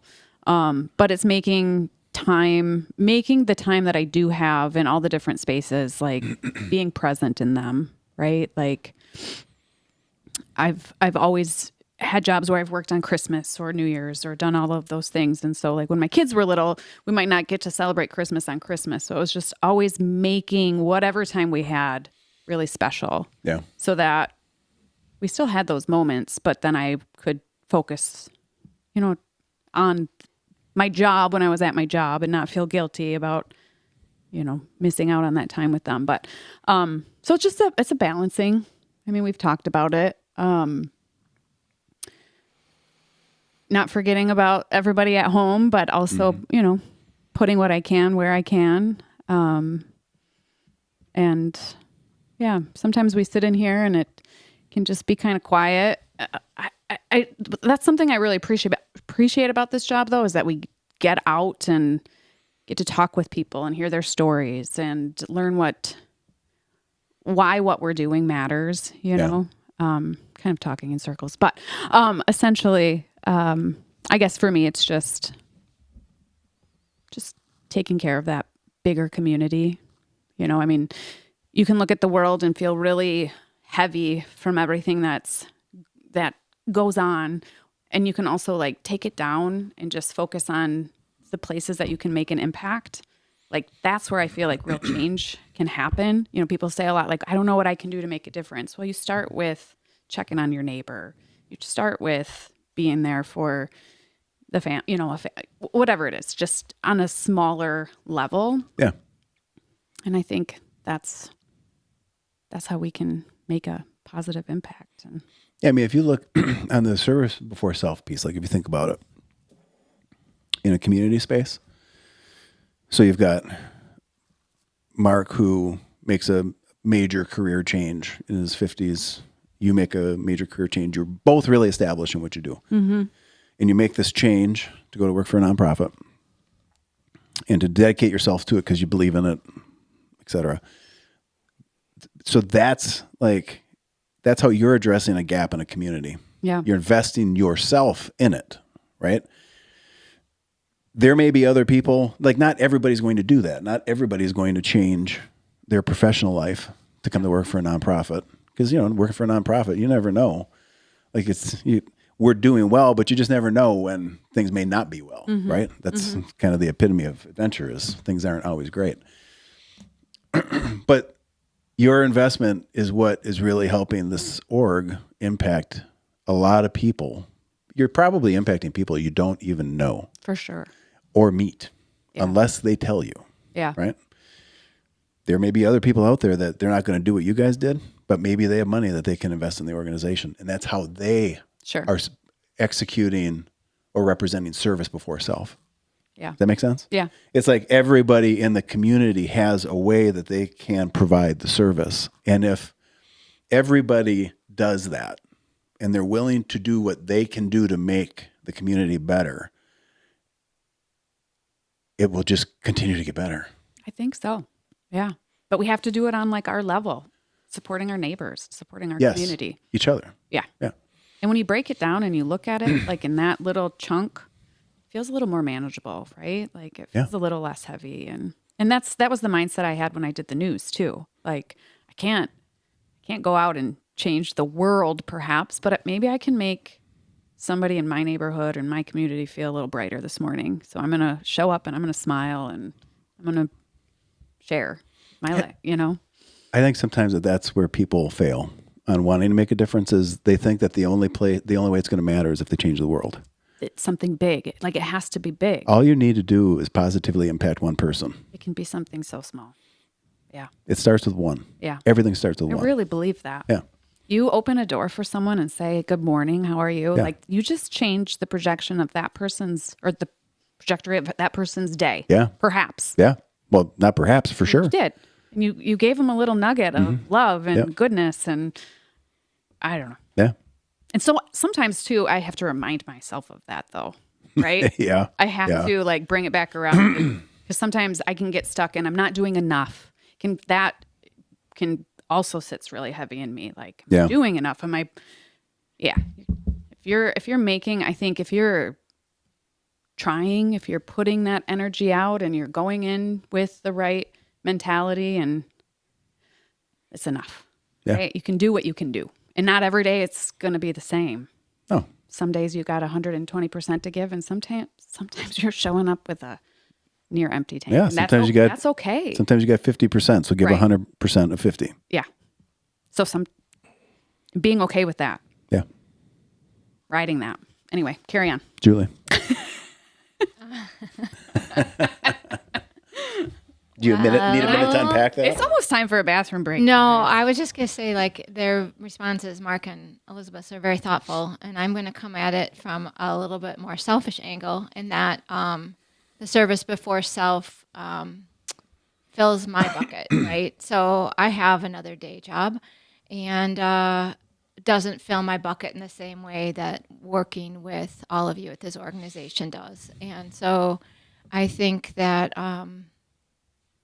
yeah, I mean, this is what I work the other job for, right? So I can show up and do this as a volunteer, and that makes me happy and satisfies me and gives me perhaps a little bit different leadership role or some autonomy that my other position doesn't give me. So How are they that's different? kind of more How is it different? selfish. Well, I work for a nonprofit technically in my other job, but it's Yeah. really a bureaucracy, right? So Oh. comes with lots of paperwork and administration and rules and policies and Process. process and less autonomy and less maybe even like less direct interpersonal relationships. So this fulfills that. I mean, I didn't start here as a volunteer in this role. I started as a board member, and Right. then each year it's been a little bit More. I've been graciously granted a little bit more responsibility, and I enjoy it, and it fills my bucket. Well, and you've made it clear that you can and want to do more. Yeah, absolutely. But I mean, I think like both Mark and Elizabeth are thinking about what they do for others, and I think about that as well, right? I mean, Yeah. I coach in Midland, and I enjoy all of that, and I enjoy working with the volunteers at events, but also I get something out of it too. That's the beauty of giving, though, right? Like, it is when you work to help someone else, you also are receiving a gift. Absolutely. By doing that, right? I don't think that's selfish. That's just the power of making a positive impact. Like when you hold the door for someone and say good morning, you just brightened that person's morning, but you also just gave yourself a little boost. Yeah. Because you just 'Cause you set get someone off something with a from it. smile. Yeah. Right. And that, I think it's just such a beautiful cycle when people have that mentality of giving. Yeah. Yeah.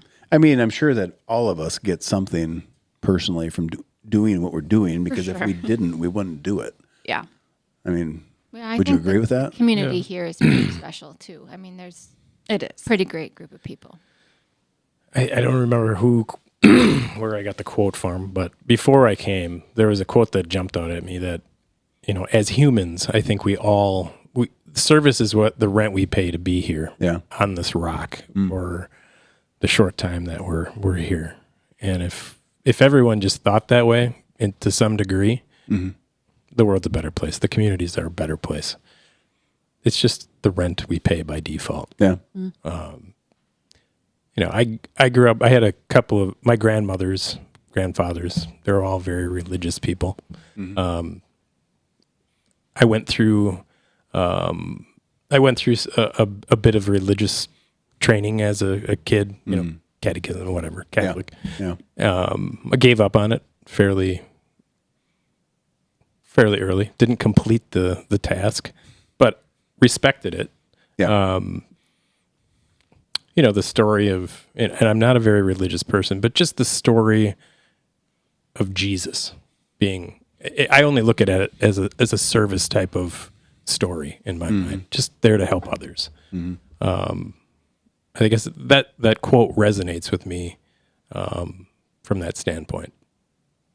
We're here to pay that little bit of rent and give back and make the world a better place. Well, there's probably no better example of someone giving, to others before himself than that.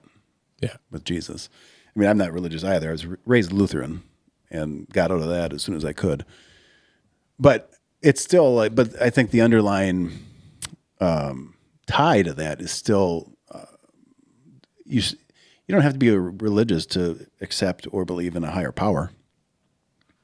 Yeah. That there's something out there that you can be.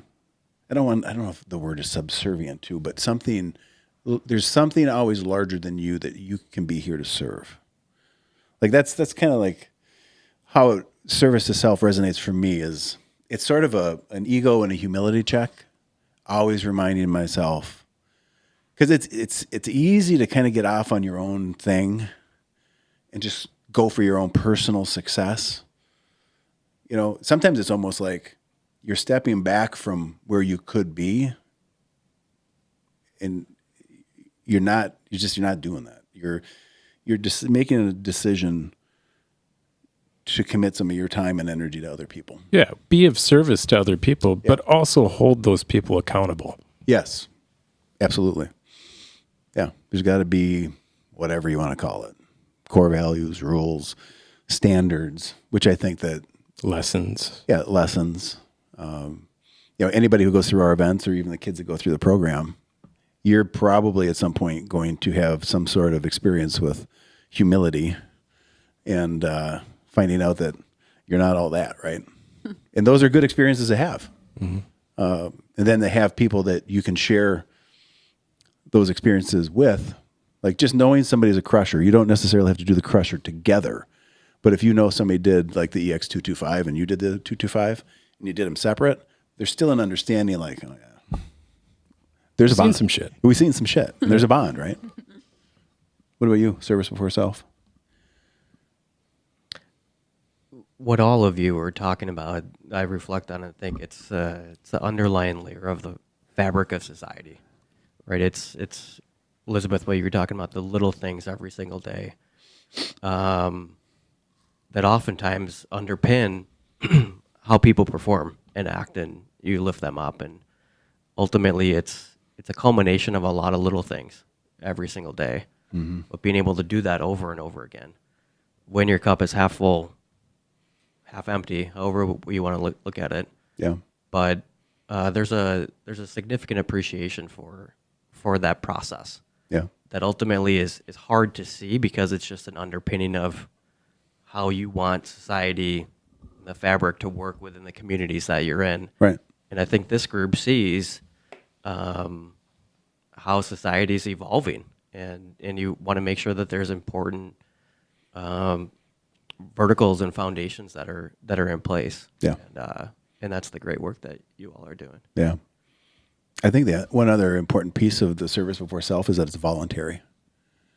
That it's not forced upon you. You've chosen to do it, and you didn't have to. Yeah. Does it work any other way? I mean, Well, I don't think so, but I think that that's an important, yeah. We use that in our events too. Like, oh, there's extra miles. Did you not read the information? Oh, it was hard. Well, you signed up. I've had guys email me mad at me because of how hard it was because of this or that. And it's like, bitch, you paid money. I mean, you didn't have to. You didn't have to do this. We've gone out of our way to communicate how terrible it is. You literally got what you paid for. You owe me money. Well, one thing I want to close on. What time is it? I don't even have a watch on. What time is it? Stand by. 12:18. 12:20. Oh, something's up with my. That's not bad. We've only been, 2 hours? Okay, that's not terrible. It is time for a bathroom break, though. Well, if you need drank to so go, much if you need to go to the bathroom, hit it. Content's so good, I can't leave. I missed something. I know. So I heard what you said. We've talked about that balancing act where you've got your personal life and you've got your professional life and what you do, and how when you really get into this, when you really dive in and you're all fucking in, or AFI as we refer to it, the lines start to blur. And everybody has to be cognizant of that. I know this better than anybody. Stacy and I just had a talk about this last night. The lines blur. And you can't take care of others if you're not taking care of yourself. So we can't lose sight of that. And I can tell you that it's really easy to lose sight of that because there always seems to be, kind of to what you were saying, there always seems to be more that we can do Yeah. as a team. I'm incredibly guilty of this. I mean, look at how many events and variations of the events we do. And every time that I came up with a new idea or some new bad idea, the first thing I tell Stacy is, I won't take that much time. She fucking hates that saying. If you say that around her, she will throw something at you right now. It's like a trigger statement. So, yeah, we will not be at our best if we don't take care of ourselves and our families, and we can't lose sight of that. And we need everybody else to understand that too. Yep. This is not making a big deal out of, look at, the good that we're doing or the commitment we have. It's just a reality. And actually, the more people who step up and contribute to this organization and this mission and do what they can do to make it better, you take some pressure off of us. I can tell you, because I work with you guys every day. I see you, I see Bill, I see Emily, I see the leads. I know that we have a huge group of people who are all fucking in every day. And I know that you guys are doing what you can every day. And I know that you have to hear from me and get text messages on every day of the week at every time of the day. And that can take a toll. Take care of yourselves. Because if you don't, then we can't take care of others. And that's what we're here to do. I like that. Mm-hmm. And that's where we'll end it. You got any parting words, Blair Tritt? Did you just take a bathroom break? Yeah, you He bet. did. Oh my gosh. It's been about 45 minutes of I'm right there with serious you. pressure over here. Clinching? Doing the dance. No. No? Oh, great to be here. Thanks for being here. Glad to guest record. Hopefully, I didn't mess this up too Yeah, much. no, it but was good to get Mark in front of the camera. He's been actually telling me he wanted to be in front of the camera more. So I'm like, Yeah. okay, fine. We'll He make it. loves That's being in what the I camera. Exactly what I said. And he always has the most thoughtful things to I say. know. I did say Jesus today. Yes, you I don't say Jesus very often, Yeah.